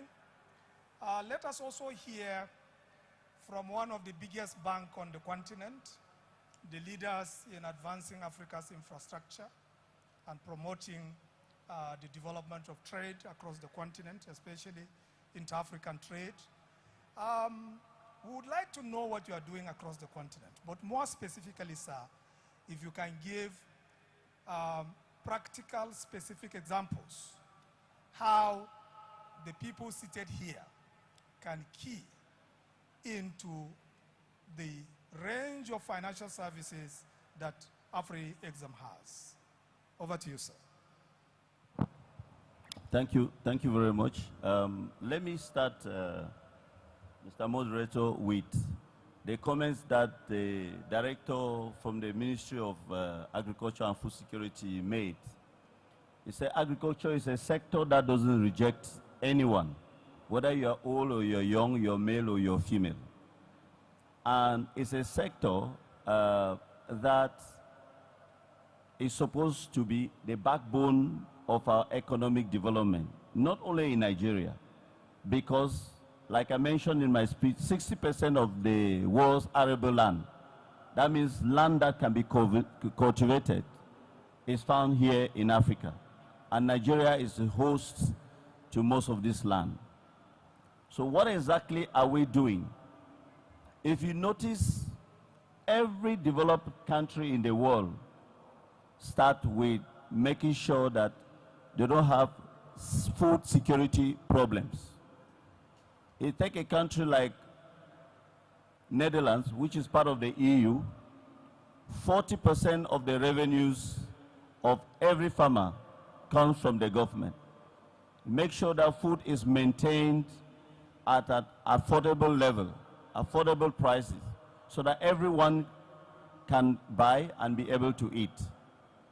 Recognizing the importance of not just the food security aspect, but the importance the sector has with respect to economic diversification as well as creating jobs, Afri-Exim Bank decided to design tailor-made product. One, to partner with financial institutions like UBA and the rest of the financial institutions to provide small and medium-sized enterprises loans who will help them to fund their agricultural activities. And we are focusing on mechanization and value addition. So if any entity here present qualifies to borrow directly from Afri-Exim Bank, you can apply to import equipment for farming or equipment to set up an agro-processing plant. This we will do in partnership with banks like UBA. Afri-Exim Bank doesn't lend to a customer alone. We must partner with local banks because we are supposed to complement what the local banks like UBA are doing. So what we do is, if you qualify directly, you approach Afri-Exim Bank for importation of equipment to expand your farm or to construct a plant to start adding value for domestic consumption or for export within Africa or outside Africa. We move a step further. We are building Africa Quality Assurance Centers. These are centers. We've completed one in Shagamu in Ogun State, which is a testing and certification center that tests and certify all the products that can be sold in the Nigerian market as well as export. And a second one will be built in Imo State and another one in Kaduna State. So Nigeria is already a beneficiary of these Africa Quality Assurance Centers to certify and test all the agro-processed products for domestic consumption and export. And these centers are run by Bureau Veritas, which is an internationally recognized testing and certification agency. Your food or agro-processed product can be exported to Japan, to the US, and so on.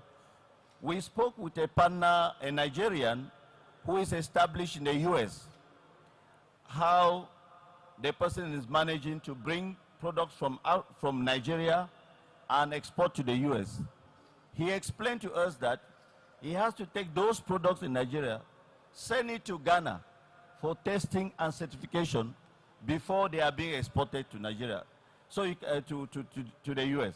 So you can imagine that where the products are produced, the products to be exported are not being tested and certified. That's why the Africa Quality Assurance Center is there. The last point I will highlight, there's a lot we are doing, but the last point I will highlight is that we are also promoting, working in partnership with the various government agencies and ministries, the construction of industrial parks, special economic zones, and export promotion zones. We have the Green Economic Zone being financed by Afreximbank in Kaduna, which is over 745 hectares. And we have agro-processing zone and industrial parks being finalized in Ogun State, and others are being discussed with the Federal Ministry of Industry, Trade and Investment to identify the cotton sector as another sector that we can use to enhance economic development by creating jobs and increasing cotton production in the country. We also have established this in countries like Benin, Togo, Burkina Faso, Gabon, Cote d'Ivoire, and all of these are being done in a bid to take advantage of what we have naturally available, not just to Nigeria, but to the rest of the continent. So we are very active in value addition, we are very active in agricultural mechanization, and we are seriously working with partners like Autodex, here represented by the chairman and managing director, where we want to work with them to import agricultural equipment to mechanize agricultural activities here in Nigeria. We've been discussing this for a while now with NISAL to see how we can partner, and we would like to use this opportunity to invite banks like UBA to join us so that gradually we can mechanize and transform the agricultural sector in Nigeria. Thank you very much. Thank you very much. Thank you very much. Thank you very much. Oh. A round of applause for AfriExim. Now, if you are interested in assessing what they do across the continent, talk with your local bank, because they don't do retail banking. So your local bank will be able to advise you on the range of services that they have and how you can benefit. And regarding mechanization that you have just said, that is a major area. Across the continent, we are talking about 1% mechanization. And that is why what Autodex is doing, I'm glad that he has mentioned that it's about 23% now local content, and that's growing. Countries like Pakistan, that's how they started, and today they are almost 70, 80, almost 100% local content. So step in the right direction. companies like Autodex need to be supported, and range of others. Now we will quickly hear from the military. Across the world, especially in some countries like Pakistan and a number of countries around the world, they have a project, they call it tanks to tractors, the conversion of tanks to tractors. Basically, it's not conversion of tanks in the literal sense, but the engagement of the military in farming. We have seen that work in Pakistan and in Egypt. The military is so much engaged in the industrial sector. Now we also understand that there is even a bill before the National Assembly to empower the military to take steps towards engaging in the agri sector in a more organized way tied to national security. I would want you to highlight that and also explain how you think that will connect to the civilian population, members of the Abuja Chambers of Commerce, how we stand to benefit from what the military is planning to do currently. CDS. Thank you, Mr. Moderator.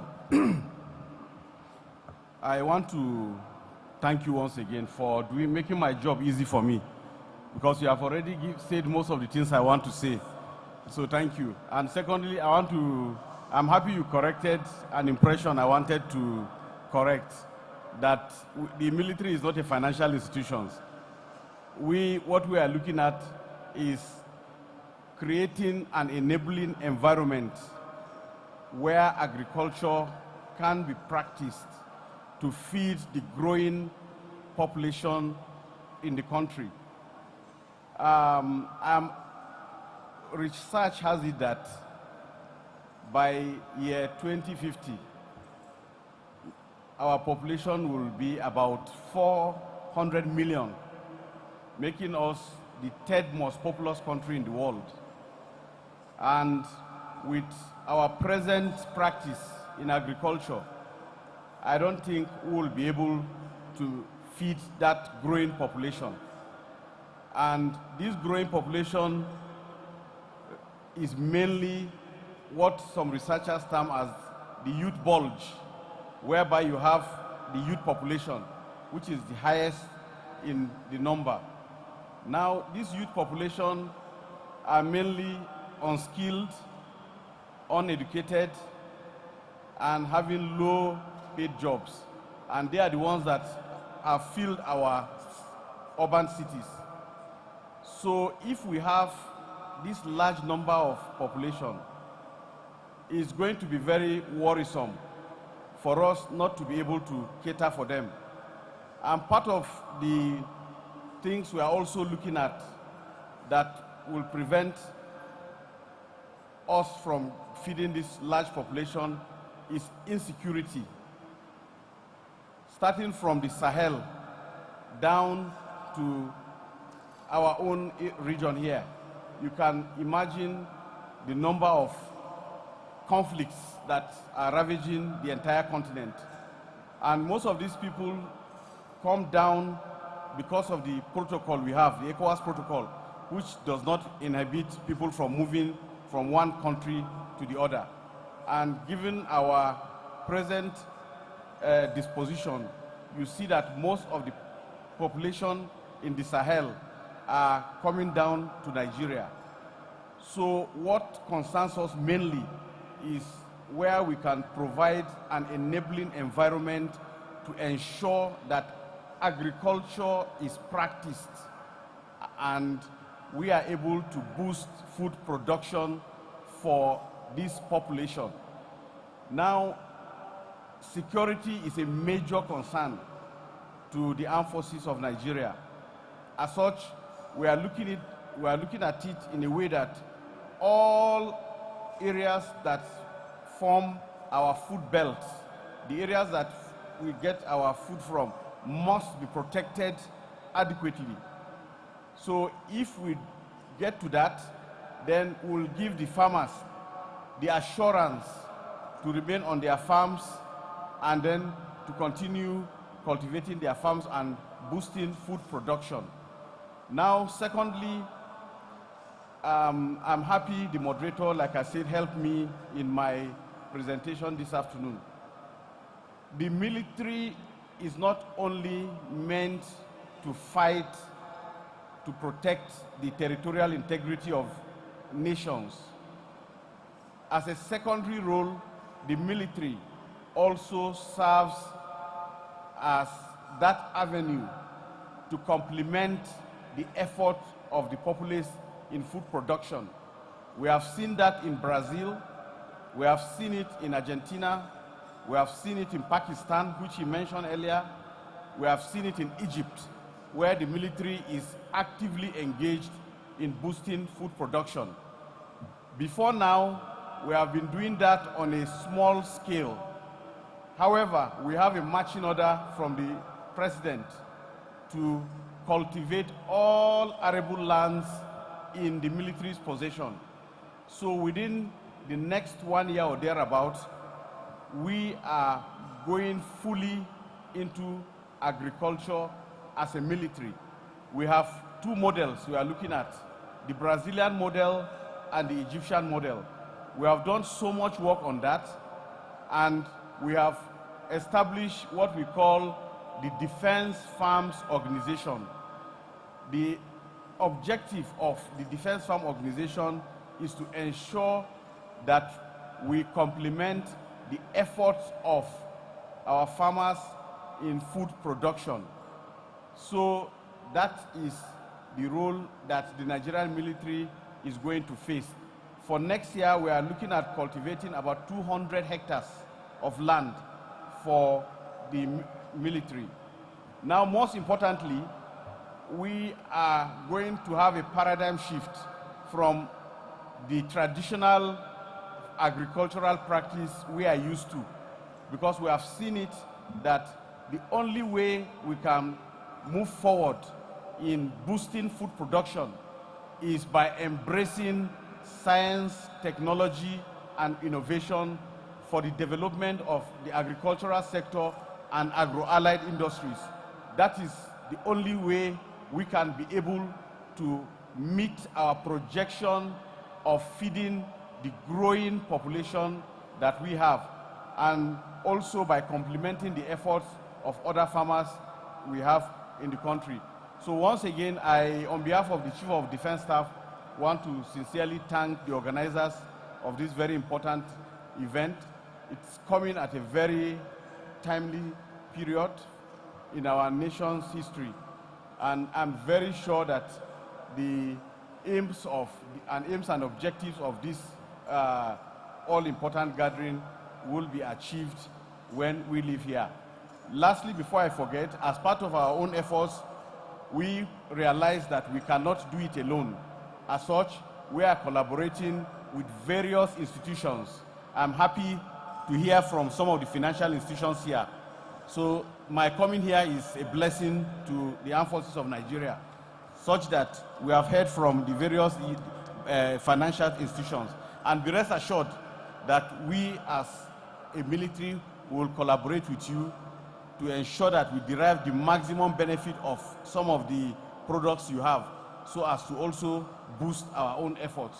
So on this note, I want to most sincerely thank each and everyone for the privilege of allowing me to represent the Chief of Defense Staff in this all-important occasion. Once again, thank you and God bless you all. Yeah, thank you very much, the representatives of the Chief of Defense Staff. Now we are touching one of the major issues. What is it? Access to financing by young people. Like I said in the opening statements, agriculture across the continent, the median age is 65. So basically, it's only people that have retired. And when you ask young people, why are they not into agriculture? They will say, well, agriculture is not sexy. Like IT, like banking, like all the other sophisticated jobs. And therefore, you don't find youth involved in agriculture. The other barrier is also the fact that access to funding itself, which that is the main conversation here today. So we want to hear from the ministry. In terms of policy, recently, I think only yesterday, the Minister of Livestock was inaugurated by the President, which we think is the right step in the right direction.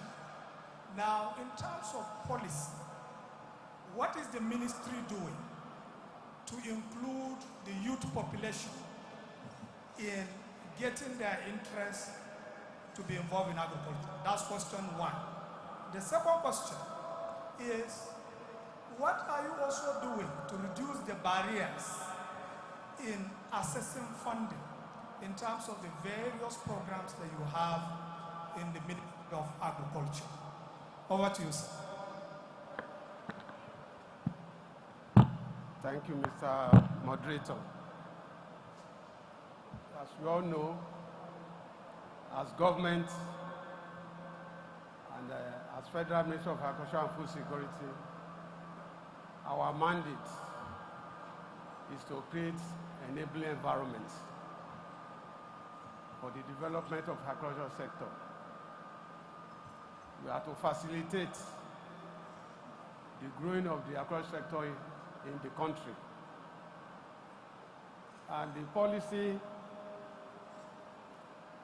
the current policy is to ensure that the private sector is on the driver's side, while the government continue to create enabling environments. And all this is to ensure that, to ensure food security, to ensure employment generation, and to ensure that through agriculture, the nation economic is diversified.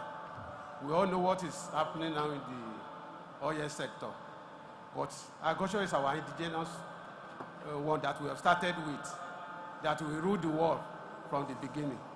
So the intent now is that to develop the agricultural sector so that it can diversify the economy. So part of the program that the ministry is doing, especially that are related to the youth, is that the youth need to be aware that the Federal Ministry of Agriculture and Food Security has established what is called agribusiness incubation centers in 12 number universities, federal university of the country. University of Abuja is part of them. University of Lokoja is part of them, and some other universities, 12 number, where youth can leverage for skill development so that they can learn the rudiment of agricultural mechanization, product development, so that they can, through that way, they also learn about finance of agricultural businesses and development of products. You know, we are talking of, and part of what the government is doing to assist the youth is to see that the level of our agricultural sector is scaled up, that is to mechanization, so that we can mechanize. What can attract the youth is mechanization. The youth now, you can't introduce them to using cutlasses and all. They are ancients. They'll be running away from it. And don't forget, their hand is not like that, our hand of those days. That when we hold cutlass, youth now, if they hold cutlass, before you notice it, you see that tearing of their hand. So mechanization is the one that can attract the youth. So to this why government is promoting mechanization through injecting tractors, importation of tractors, so that to attract the youth. And again, in the farm inputs, assisting in the farm inputs, so that we can have a greater yield per hectare. We can have greater yield per hectare so that we can make agriculture a profitable business. So this is part of, again, the government is encouraging setting up of integrated large-scale agro-processing centers, like rice for now, like the government now. They are currently setting up 10 number integrated large-scale rice mill. Some is in Abuja, in Sule, in Niger State, in Ogun State, and some other places. Those ones can attract the youth, can create youth employment. It will guarantee food security. And not only that, the government is also creating avenue, facilitating development of small-scale agricultural industry and the cottage industries, so that at any level, the youth can also be employed. They can be an employer of labor through those small-scale industries. So the government is also facilitating that, so that the youth can be attracted into agriculture. Then another thing government is also doing is concerning the finance. You know, finance is a great challenge in development of agricultural sector, especially with our commercial banks. You know, agricultural sector is accompanied with a high risk, maybe flood, through flood, pests and the rest. So it's not too attractive for the commercial bank to give our farmers credit, finance. So it's not too attractive. So part of what government is doing is that, and sometimes many farmers lack, they could not meet up with what the commercial bank will be asking for, the necessary things, collateral and the rest.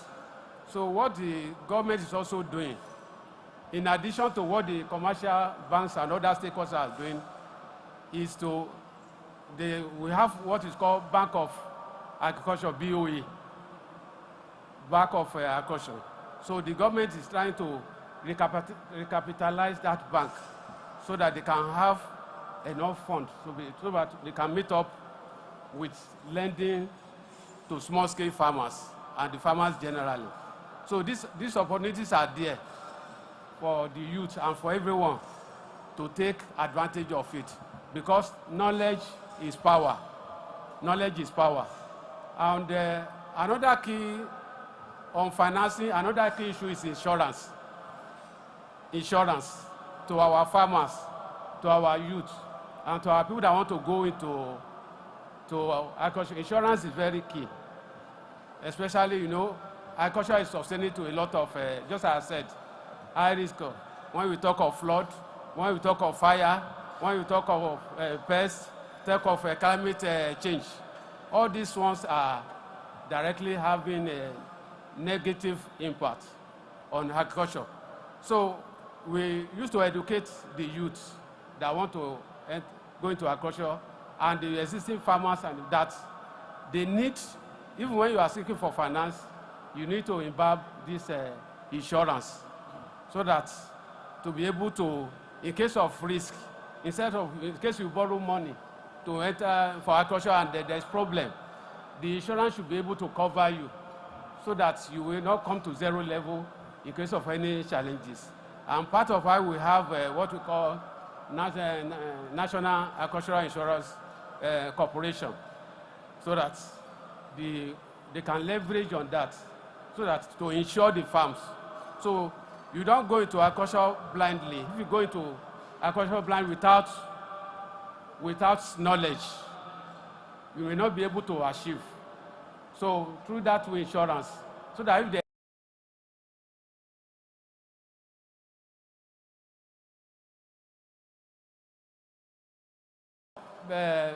the current thing is that we want to ensure that, in line with the President, Senator Ahmed Tinubu's declaration of emergency, we want to ensure that food is available to all the populace.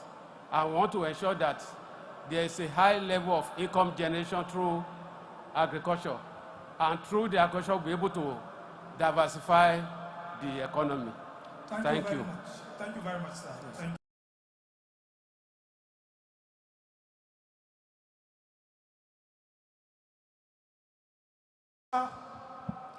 You are an operator, and that's why I deliberately wanted you to speak last, because I wanted you to hear what the financing people have as their offering, what the ministry will say, what is being done in the military arena, all that put together. If you have a wish list, now that you have, remember, we will not be privileged to meet them all the time. Now that we have all these people here on stage, please, on behalf of the operators, roll out your wish list. Thank you so much. I think I'm privileged to have been through the entire value chain. I've been a finance person, and now I'm an operator. So I can tell you, basically, agriculture is not just about financing. Most of us put so much emphasis around credit, but it's not credit that is the magic wand. We are talking about building castles in here. We are still practicing manual agriculture. Mechanization rates, I'm not sure we have up to 2 tractors for 100 hectares of land in Nigeria as of today. 2 weeks ago, we were having a discussion with the Minister for Agriculture, and he said he moved from Abuja to Gombe, and he couldn't count up to 10 tractors. I said, yes, Minister, there are no tractors. That's the truth. As of today, the Ministry of Agriculture has about 4 programs on mechanization. There is the John Deere supply. About 1,200 or so, 1,800 tractors will come in. There are tractors coming in from Belarus, about 1,500. There is the Greener Hope large-scale mechanization program.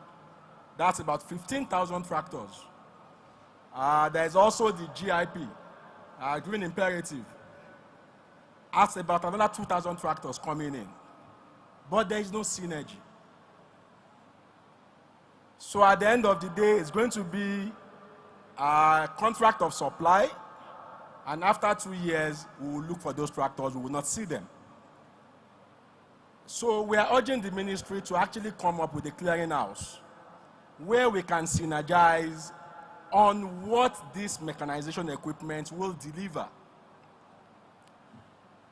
For Greener Hope, what we are doing a bit different is beyond the supply of equipment. We are also doing capacity building for the youth.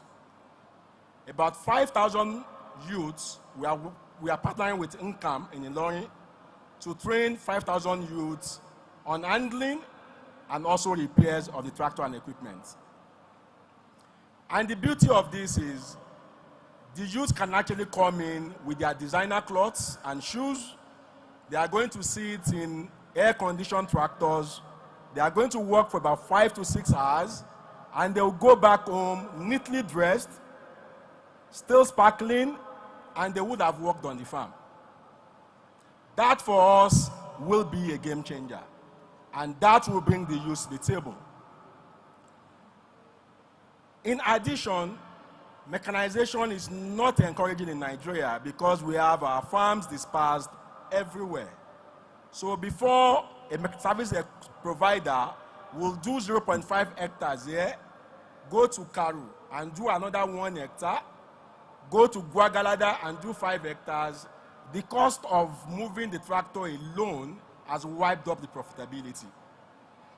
So we are also targeting the establishment of medium to large scale farms, 150,000 hectares nationwide.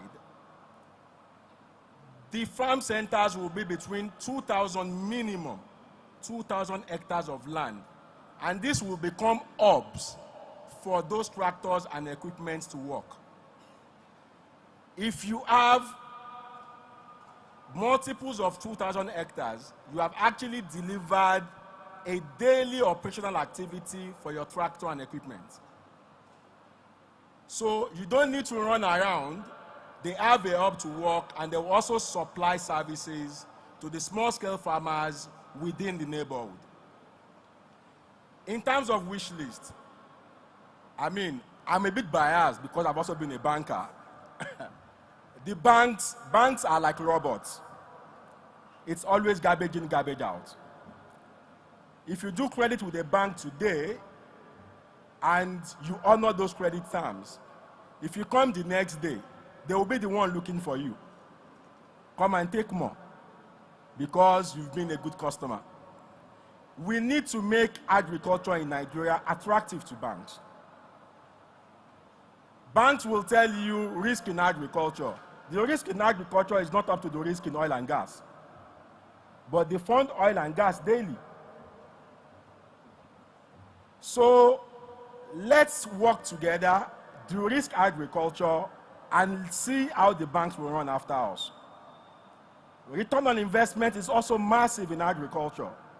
We just need to be able to build those structures, put ourselves together, and let them see that agriculture is actually the gold mine that can feed Nigeria, diversify our economy, and lead us to the promised land. Thank you. A round of applause for Dr. Musa. Yes, to wrap up, it's been an exciting exchanges. We have gotten insights from them. We will require UBA, the ministry, AfriExam, please put together your key offerings, the chambers. We have channels of reaching our members. We have over 5,000 members in the Abuja Chambers of Industry, and they need to know what we have available. I was surprised to know that the ministry is working with the universities. We don't have that information. So we need to know the centers, we need to know exactly what we are doing in that area. And then for all of us, let us understand that agriculture value chain, for simplicity, is divided into 4. Pre-upstream, that is where you have R&D, that is where you have inputs, which means seeds, chemical, and all of that. They are under your pre-upstream activities. Because you need to understand where you fall in. That is where projectizing and trixing commences. Some of us are in agriculture, we don't even know where we belong. So remember this, 4 categories. Pre-upstream, that is the first category. The second category is the upstream. That is where you have the primary production, whether it is livestock or you are doing crop production. That is the upstream. Then you have the midstream. Anybody that is into processing activities of any kind, you fall under that. Then of course you have the downstream. That's where you have access to market, exports, and mapping to market altogether. So in all these 4 chains, there are layers of financing that you will find depending on the category that you find yourself. But what is also very obvious is that we need so much information to be out there so that people need to know. I can tell you, majority of people would like to come and say, meet you tomorrow and say, AfriExam, I want to borrow money. And they don't know that they need to go through a channel bank, a local institution, to assess your facility. So this and many more, these are the kind of things that we need to understand in the entire value chain of agriculture. Then of course, the issue of insurance that has been touched. The MD AfriExam mentioned NISAL here, Nigerian Incentive-Based Risk Sharing for Agricultural Lending. They don't give money, but what they do is that they guarantee, they co-guarantee. You take part of the risks, they take part of the risks, up to even 75% of your risks, so that commercial banks like UBA and the like can lend to you. So as many of us that are interested in financing, we need to knock the door of NISAL and see what they are up to. And of course, the Nigerian Agricultural Insurance Corporation is also there to insure, especially when it comes to the entire value chain from the pre-upstream to the downstream. Anything to do with the risk factor, they can come and give you insurance that has to do with anything that you need to do, post-harvest losses and all of that. Too much water, too much drought, climate change, all of that, they are there handy. On this note, I want to very much thank the panelists and assure you that the Chambers of Commerce will come to you probably in a more formal way to get exactly how we can work together. And for the CDS, our greatest compliments to what the military is doing. Keep on doing the good job. And we believe that having you in the arena of agriculture is good for this country. Once again, panelists, a round of applause for our panelists, and then thank you very much. Please put your hands together for the panel. Let's take a group picture, please. May I invite the chairman of the organizing committee, planning and organizing committee, to join them.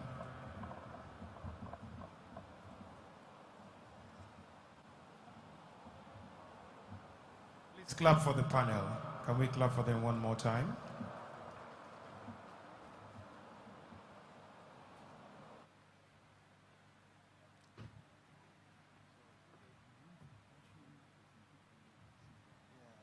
Been answered. Some of you have questions, but we'll discuss them over lunch. Well, very quickly, while we are preparing for lunch, we have two.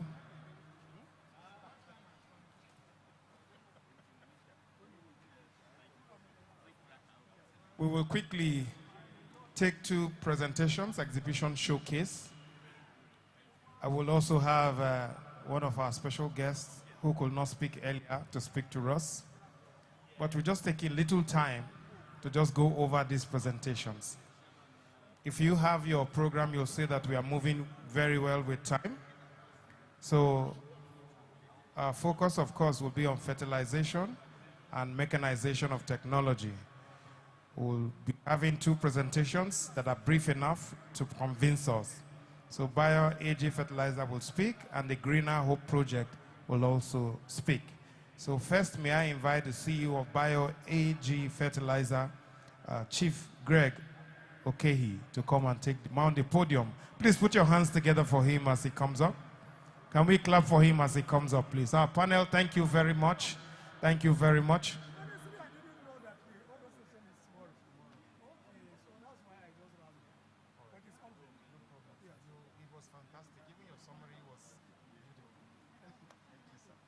Please, let's put our hands together for him. He'll speak to us for the next few minutes. It's important that we listen, please.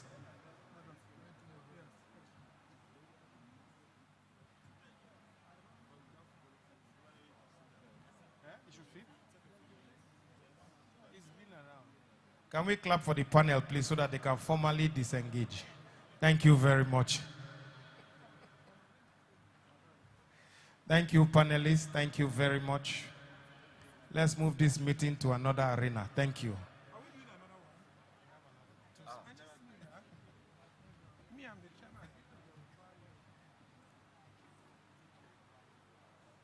So we have the Chief Executive Officer of Bio AG Fertilizer. They are into organic fertilizer. Chief Greg Okehi will now take the podium. Please put your hands together for him. Hello. Please, are we together? Hello. Okay. I'll just encourage us to do one little exercise before we go on. I'll just count 1, 2, 3 and say go and expect us to clap once. Is this something we can do? All right, let's try it. 1, 2, 3. Okay, I didn't say go. So can we try it one more time? 1, 2, 3. Okay, we still got a few there. We'll try it one last time. 1, 2, 3, go. Okay, what that says is that for the average human being, you have to tell him something like 3 times before he comprehends. See, the person coming to speak is speaking important message, but he doesn't have 3 opportunities. He has just 1. So let's listen to him, please. So one more, I'll say the CEO of BioAG Fertilizer, Chief Greg Okehi. Please put your hands together for him.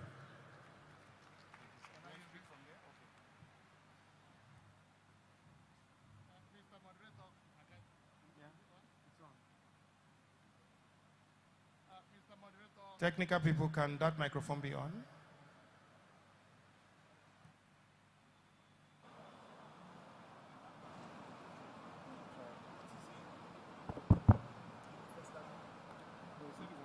I can see it, I can.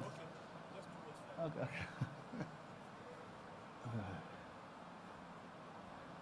Mr. Master of Ceremony, distinguished guests, ladies and gentlemen, I'm the CEO of BioAG. BioAG is an organization that manufactures fertilizer. But the fertilizer is organic fertilizer. We manufacture organic fertilizer in Abuja. And this fertilizer is in 2 groups. We manufacture for crops, all the things we will plant, and we also manufacture for livestock. Your chicken, your cow, your goat, and so on. One important thing with this fertilizer is it is natural. It is very healthy. It is not chemical. So you eat it and you become healthy or healthier. We'll be talking about agriculture. Do you know that all of us can farm, even if you don't have the land to farm? If you have a space where you can put sand inside sacks, you can produce your yam, you can produce your vegetable, you can produce whatever. And the advantage of this thing is that instead of causing problem to you as a human being or the environment, it gives you good health. It retains water. Instead of urea, we drain the water from the soil away and cause other problems. If you ask Google the disadvantages, it will tell you. If you use BioAG organic fertilizer, the yield you will get from what we are planting, for example, a hectare of land where you plant rice, if you are getting 50 bags of rice, with BioAG you will get 150 to 200 bags. It is proven. The Director of Agriculture from the Federal Ministry of Agriculture is here. We have their laboratory test and certification. And so it is. We encourage Nigerians, why are we not exporting food? Is it not because we are farming with urea and co? And an exporter will have to send goods to Ghana for certification before he exports. If you use BioAG to produce, you are producing a healthy food. Subject it to laboratories, and you see that, look, it will pass all standards, all international standards. Therefore, I was talking to a stakeholder some time ago, and he was telling me, look around Nigeria. Forests, I do forests. And we are crying of food security. If government, through their agencies, prepares these forests, turn them to farmlands, you will create employment for our teeming youths. They will produce food. A bag of rice will no longer be 100,000. A tuber of yam will no longer be 5,000. Clear the bush, use good fertilizer like BioAG and produce quality food for Nigerians. Those that are into livestock that are using our product, BioAG, know that for your poultry, within 3 days of the use of you are using of our BioAG, the droppings from the beds will cease to smell. There will be no odor, which means you can rear your chicken in your room. And when the chicken matures after 5 weeks or 6 weeks, if you kill it like the broilers, you will not see one single fat. The fats are converted to muscle. The meat from the chicken is sweet. There is one Onoja.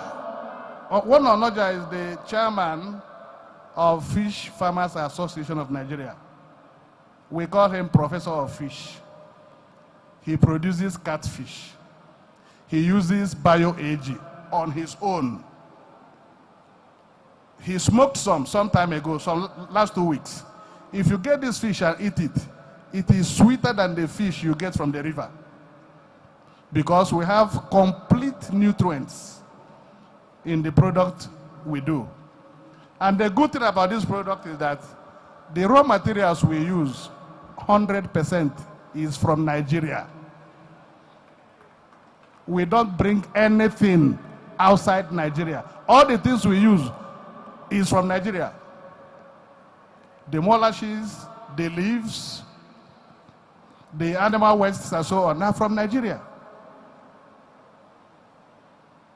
And I don't know what it has been proven beyond reasonable doubt. If you go to Hilton, you will see how green their vegetations are now. It is BioAG. Get a liter, put it inside water, spray it. It will give the soil all the nutrients it requires. And you see the lush, you see the greenery. If you are a lover of vegetable and you don't have a land, in your farm, behind your backyard, behind your house, in the sacks, get some sand, mix it with BioAG and put in the sand, and put in the sack, plant your vegetable. You will get the original scent, original quality of the scent leaves, of the water leaf, of the green, of the whatever vegetable gives you natural tastes, and it is healthy. So we are happy that we are associated with Abuja Chamber of Commerce and Industry. And we look forward towards Nigeria being food sufficient. Most of us travel. You go to China, there are close to 2 billion. Close to 2 billion. And all the food you can think of. In fact, in some restaurants, rice is free. You buy the stew only. You can eat as much as you can eat. But why can't we, with all the blessings we have, with all the forests we have, we cannot produce the food we eat? So we have good fertilizer that anybody can use to produce food. That is the gospel we are preaching. That Nigeria will be great. Nigeria can be better than what we are, food-wise.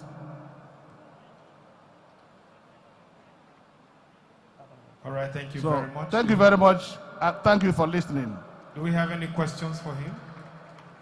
Any questions? Please approach if you have a question.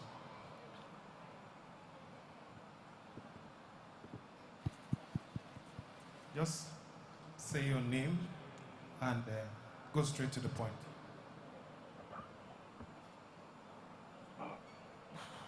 Afternoon, all. Afternoon. All protocols observed. My name is Solomon Imujako from Delta State. Yeah. Sorry, not so much a question, but an observation. I want to ask one. I hear we have people from NASEN, people from the banks. I'm going to ask him a question. But please, let me just say this quickly. Okay. The point is that, why is it that we don't have small manual machines that can work 1 acre, 2 acres, that young men and women can readily pick to work their farms. Instead of talking about, I came through that place now, I saw machines, expensive ones. I'm talking about local machines. I'm not talking about something that's imported, like bio fertilizer man just said. Small machines. You go down the road, you find those from Quacks around, pepper machine and something that has the efficiency, that is locally produced. I've worked with Chinese machines. I ran a factory with Chinese machines, but I felt pained because I felt some of these things, for you to get a repair, you have to order something from China. Why can't I just walk to the shop across the street and get a part from that place? I think that's food for Naseni. For the bio, I'm very, very happy. I've heard him talk a number of times on radio. One thing I want to say, sir, sorry, I may be off, but can you give your number, your full details, so we can get it? I'm from Delta. I want to go back to the grassroots. I don't want to talk about Abuja and Co. I want to talk about those in the hinterland. Thank you, sir. Thank you very much. Yeah, we have official numbers and websites you can go to. I can give the number if you have a biro to write.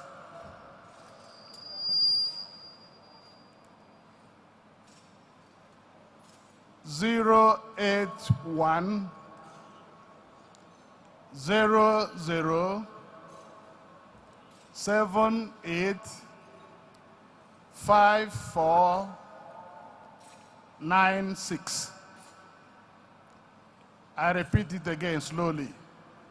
081 00 78 5496. Or you visit our website www.bioagnigeria. BioAg Nigeria is spelled BIOAGNIGERIA.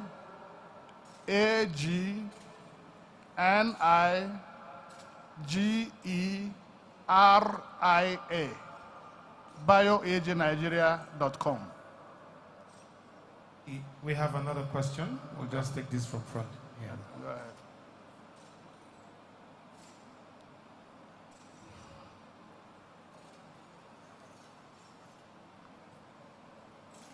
Good afternoon, ladies and gentlemen. Good afternoon. All protocols observed. Okay. My name is Sunday. I am representing Elux Technology Limited. Okay.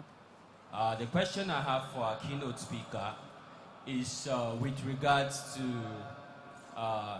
product demonstration, like pilot projects, etc. Concerning farmers clusters, that's the easiest and most accessible place where we can try out and see this product he has spoken about, the biodegradable, the green farming technology that his company provides. So I would like you to, sir, enumerate a few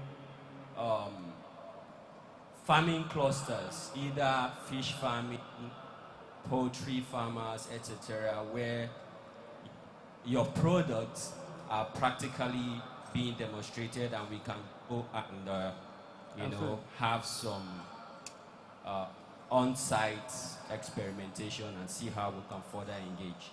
Thank you. Thank you very much.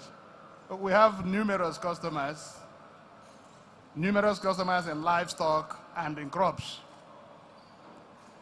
all over Nigeria, from Cross River State to Bauchi to Sokoto, who have used this product and are happy with it. They are our customers.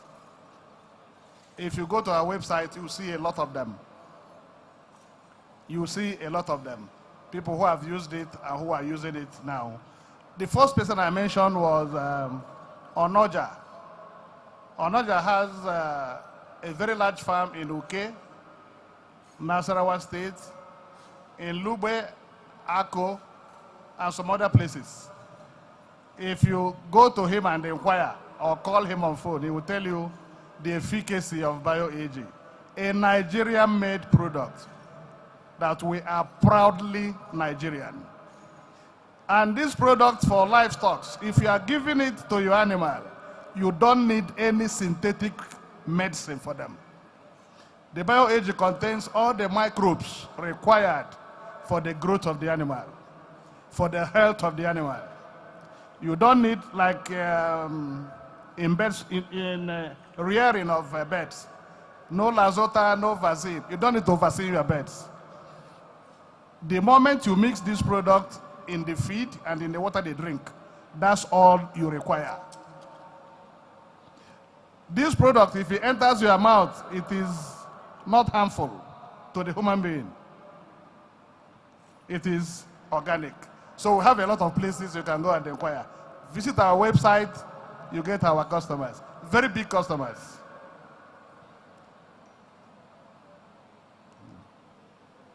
Thank you very much. Any question? All right. Thank you very Please much. put your hands together for him. We appreciate you. That's Chief Greg Okehi, CEO BioAG Fertilizer. He's giving you his official details. He's giving you his number and his website. Their office is also at Utako. What he did not give is his bank account details. You can get that when you want to pay. Next, we want to invite the Director of Programs for the Greener Hope Project, Dr. Musa Olashukbo. Please put your hands together for him as he comes up. He has a few minutes also to share with us exactly what this federal government initiative is about and how we can key into it and benefit. Please, a round of applause as he comes up. We've heard him beautifully on the panel. Right now, he's going to narrow in on opportunities for us. Thank you very much, sir. Good afternoon, ladies and gentlemen. I think for the second time, I'm twisted to come to the podium. So basically, the Greener Hope Large-Scale Mechanization Program is a partnership between Origin Tech Group and the Federal Ministry of Agriculture. It's a $1 billion initiative around agricultural mechanization. The Greener Hope program is a three-pronged approach to providing solutions leveraging mechanization. The first of the tripod is the supply of tractor equipment and machinery.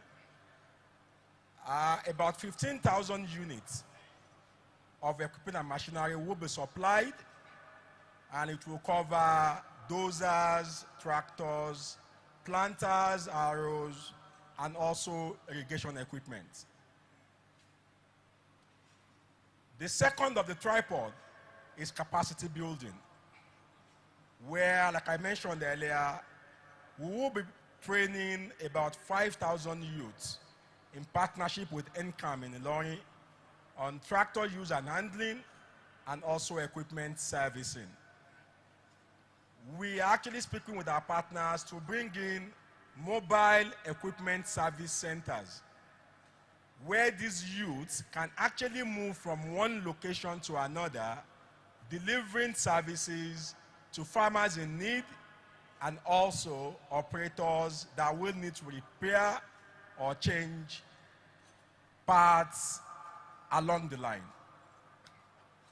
The third of the tripod is the establishment of 150,000 hectares of farmland as medium to large scale farms. This we are doing in partnership with the states. And so we'll have some states that cannot do more than 2,000 hectares because that is the land available to them. But some other states will be able to do up to 20,000 hectares. The partnership as at now between government and the subnationals, the state government, is to ensure that state governments are actually the obligors to the Federal Ministry of Agriculture. So once the tractor and equipment comes in, there will be a need assessment for each state. So it's not an idea of I have money, I want to buy tractor. Rather, it's going to be a solution-based approach. If you need a tractor, what type of tractor do you need? What is the tractor meant to deliver for you? Do you need a bulldozer, for example, or you don't need a bulldozer? If you want a bulldozer, is it a D8, is it a D7, is it a D6? So there will be that need assessment with every state government before they decide this is what we are buying. Once those equipments are delivered at the states, we also don't want it to be business as usual. So there will be a special purpose vehicle that will administer those equipments at the state level to ensure that they are sustainable. Over the years, what government does is they allocate tractors to some people, and after 2 years, you don't see the tractors again, or the smallholder farmers don't have access to the tractors. This solution is done in such a way that the SPV will be the ones, there is going to be an equipment assembly center in every state. Those equipment assembly centers will service the hubs. The hubs will be the units of best practice. So for a farmer that requires a tractor, you can actually place an order.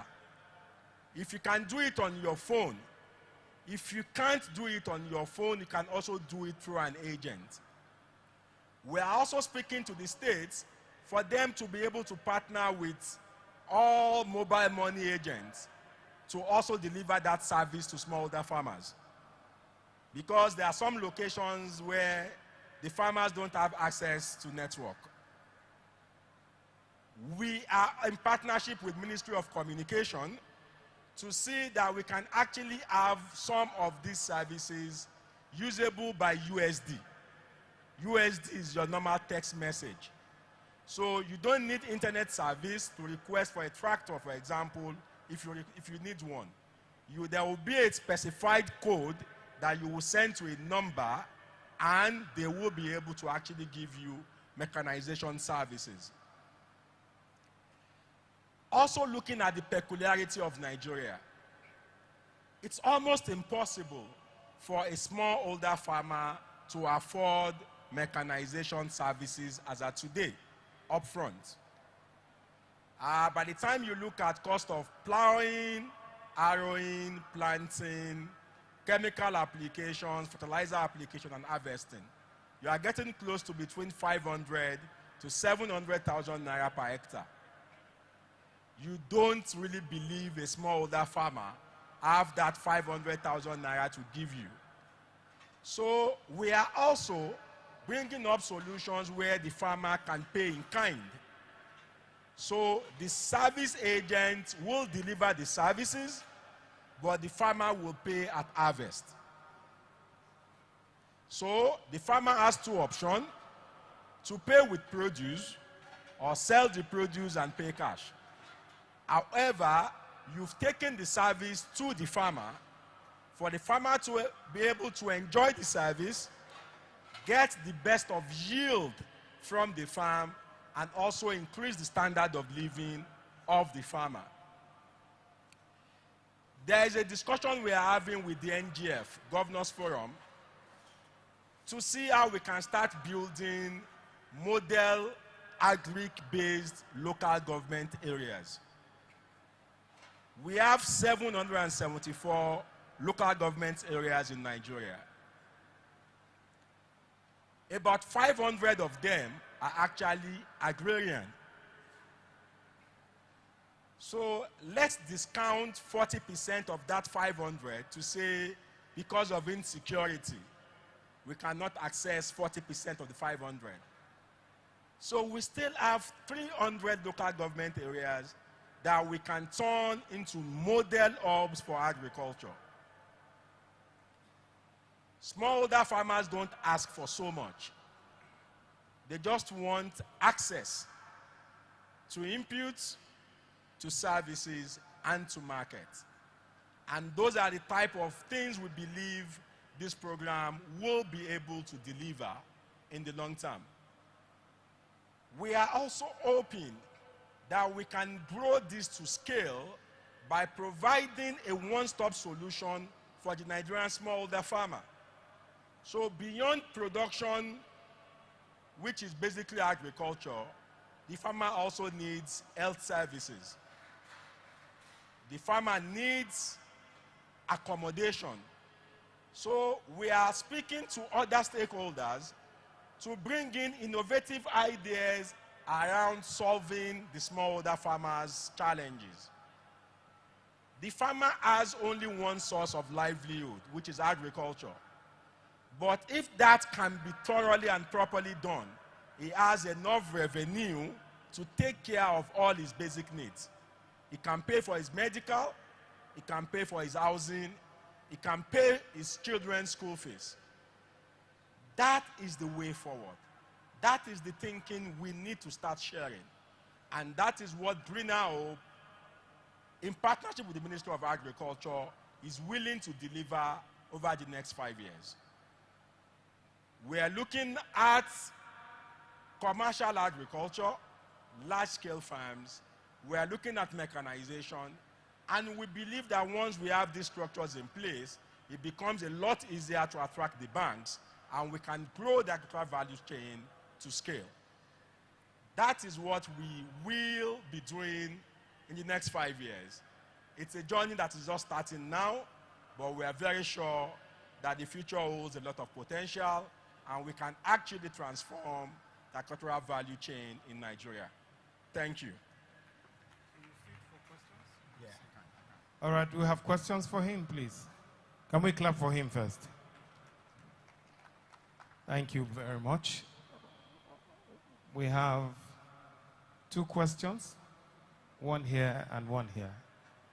Thank you.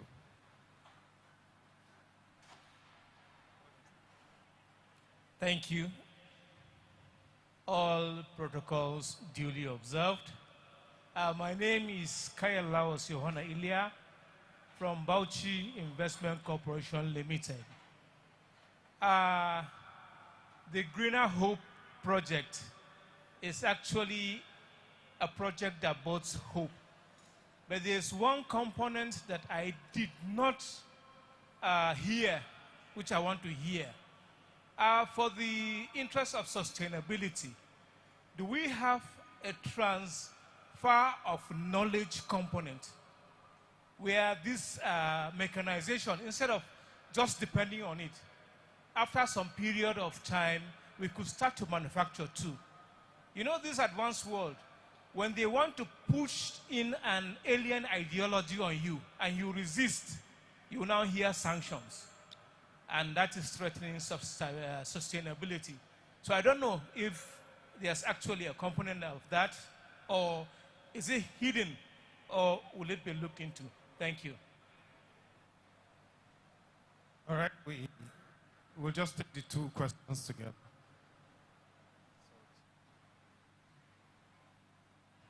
Good afternoon, everyone. All protocol are duly observed. Mine is not a question, actually. I just want to commend a job well done by you. I just want to employ you, and you should engage National Orientation Agency more on this project, at least for a successful one. Because if you take a look, I could remember while we were growing up then, you hear of deep free, but to an extent that they go to the grassroots farming, getting them on the new technology and available seed, improved seed for them to plant. Thank you.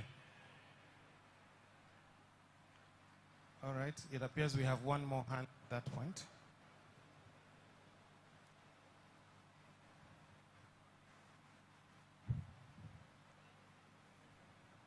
Good afternoon. My question is what is your agency doing as regards bridging the gap between what you traditionally refer to as mechanization and where the world is right now in terms of farming practices like greenhousing, hydroponics, and the rest of them? Is there any provision for training for youths in these areas? Good afternoon. My name is Emmanuel. Please, I want to find out, you say you're making arrangement for training of 5,000 youths in handling equipment, mechanized equipment. Do you have a specific catchment area, or you're spreading it across the 774 local governments of this country? Thank you. Any other question? So we go back to our speaker.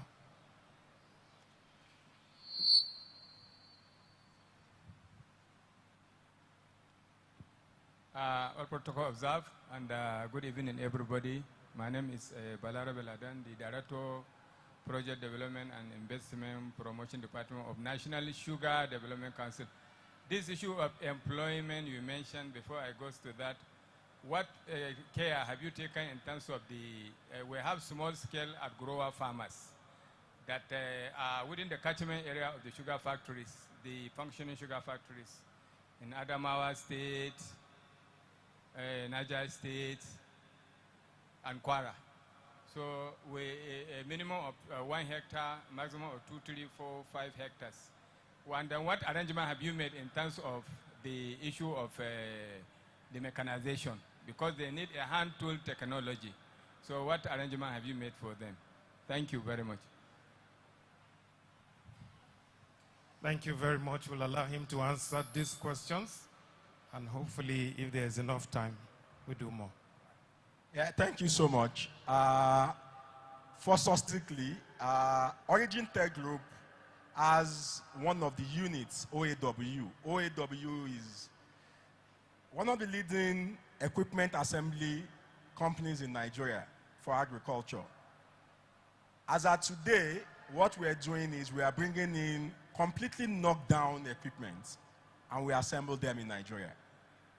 However, the long-term partnership approach is for us to be able to manufacture those equipment in Nigeria. But we must tell ourselves the bitter truth. Without a vibrant steel company or steel industry, you can't manufacture any equipment. So, if you say you are manufacturing and there's nothing supplying your steel, then you are not manufacturing.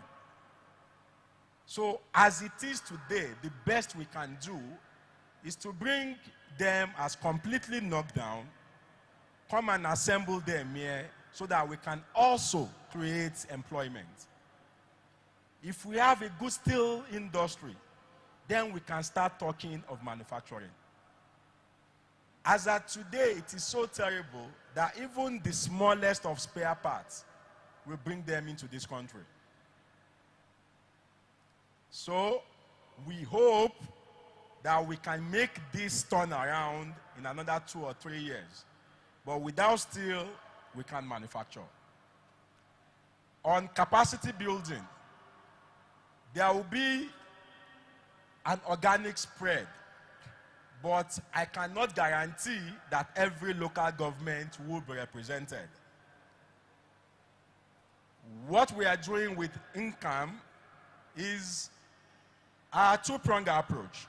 Already, income has trained a lot of youths, but those youths don't have equipment to use on the farm. This program will bring those youths and give them equipment to use. Then we'll also have new intakes that will go through a 3-month intensive program at Income in Ilorin. When they graduate, they will now be attached to these farm ops to be service engineers.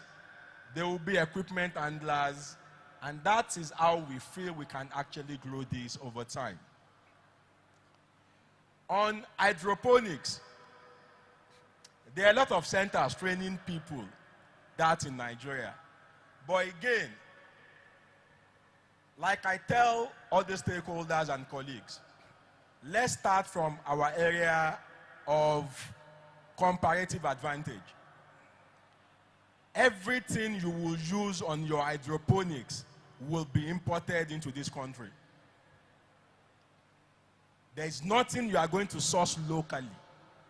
As seamless as the technology is, it is FX dependent. So if you don't have access to FX, you are going to run into trouble. So I tell young entrepreneurs, start from area of strength. Start from where you can get resources that you can easily use on your farm. Then you can scale up once the opportunity presents itself. But don't start from a point of weakness. Your project will never be sustainable. Sir, on getting people around your sugar enclave. So like I said, no mechanization company will be interested in your 1 hectare or your 5 hectares. But if I have 1 hectare, 100 or 2,000 of 1 hectares in a contiguous location, then it makes mechanization attractive.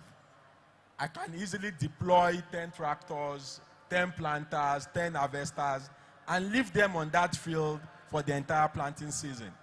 I know it will be worthwhile for them and also for the equipment service company. But if it is 1 hectare here, 2 hectares there, it's not going to work.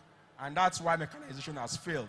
So if we have those your smallholder farmers in a contiguous location, then it becomes a lot easier to deploy mechanization services to their locations.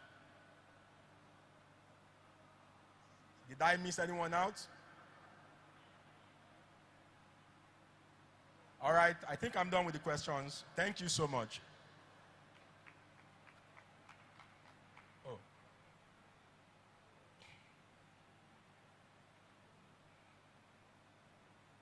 There's a hand. There's a hand.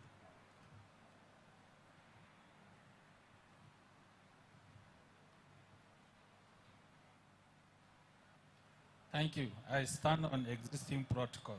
My name is Emmanuel Nelson Usman, CEO of Fabis Farmers Market.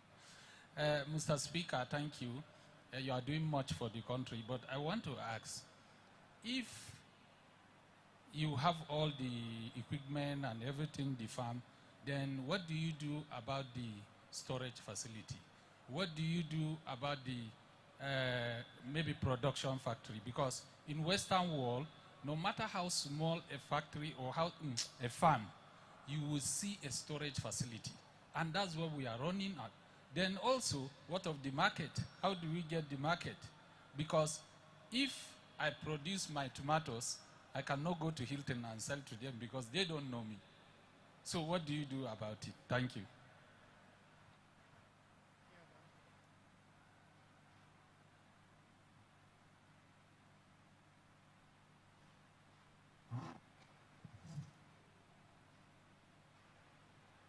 Good afternoon, all. Again, my name is Mujako Solomon. Please, I want to emphasize on this, Mr. Speaker. Talking about employment here for young people and upcoming farmers. These farmers, because of the land tenure system, may not be able to get more than 2-3 acres scattered all over the place. Now, we know that the problem in farming, especially arable one, is that the tilling of the ground, the market, then the manual labor involved is what is discouraging a lot of persons. Now, what I'm talking about is, what are you thinking about small handy machines for these group of persons? They make up the bulk of small farmers in this country. What are you thinking about for them? One, in terms of the machines that are very handy, right? Preferably locally fabricated, but efficient.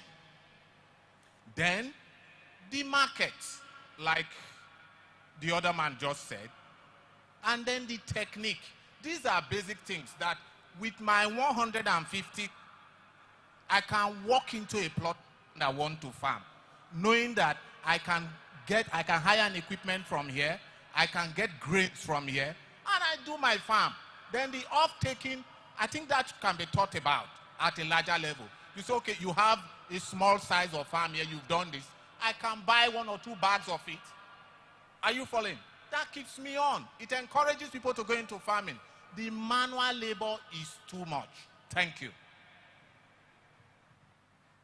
Any other questions?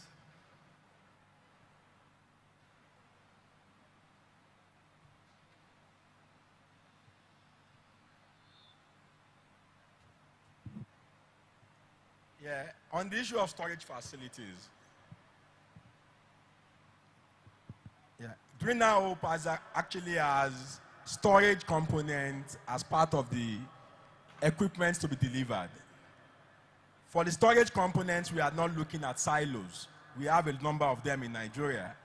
Rather, we are looking at small storage facilities at every production hub.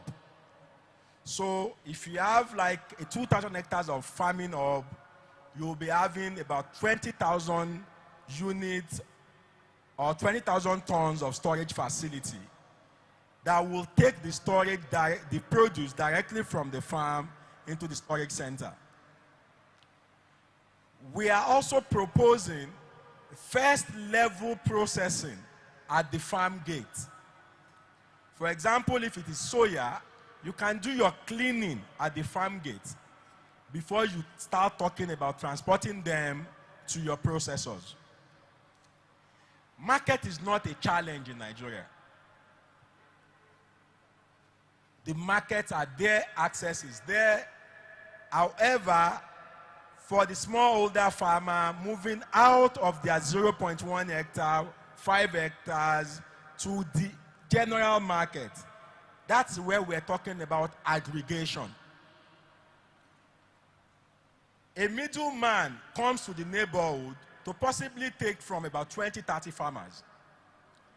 If those farmers can actually bring their produce together, they have a larger quantity, they can negotiate a better price.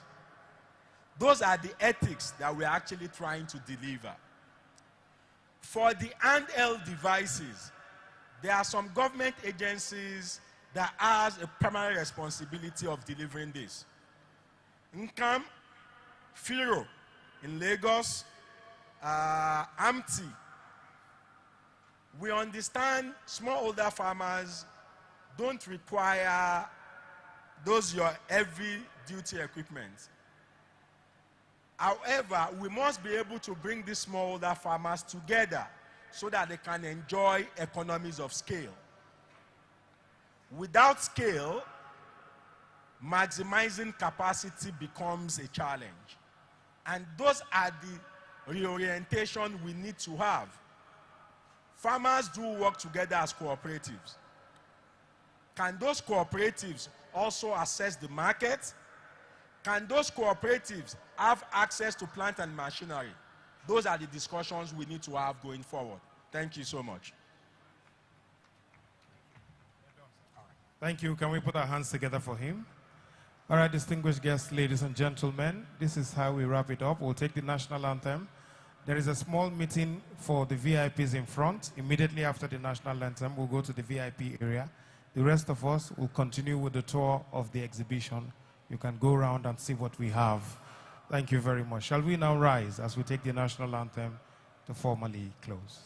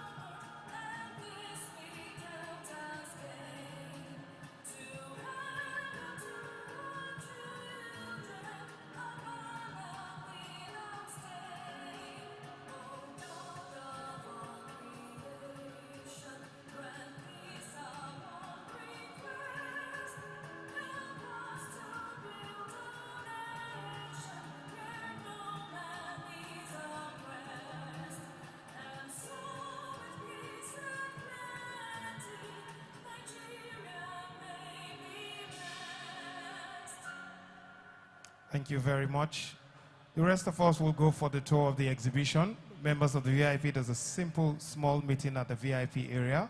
Will be led by the chairman of the organizing committee. Please, let's go with him. The VIPs, please.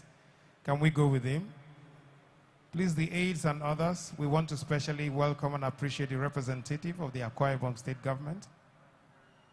Honored to have you. Oh yeah, whether you be any kind of a farmer, agrochemical manufacturer, equipment vendor or food processor, Farmfatech Expo. Farmfatech Expo, that na the Farm, Food and Allied Technology Expo when they shell for inside Abuja from the 5th to the 7th of November 2024 for Velodrome for Abuja National Stadium. Farmfatech Expo, now opportunity to take a showcase new technologies and solutions when go boost the food production for inside we country. Plenty international and local companies go display farming equipment. You go still learn how to get money to grow your farm business. Farmfatech Expo na Abuja Chamber of Commerce and Industry and Autodex Limited na organize am. The sponsor na Afrexim Bank, co-sponsor United Bank for Africa UBA, the Federal Ministry of Agriculture and Food Security na then support am. For more information call 0813 633 5182 or 0705 175 1235. Go we website www.farmfatech.com.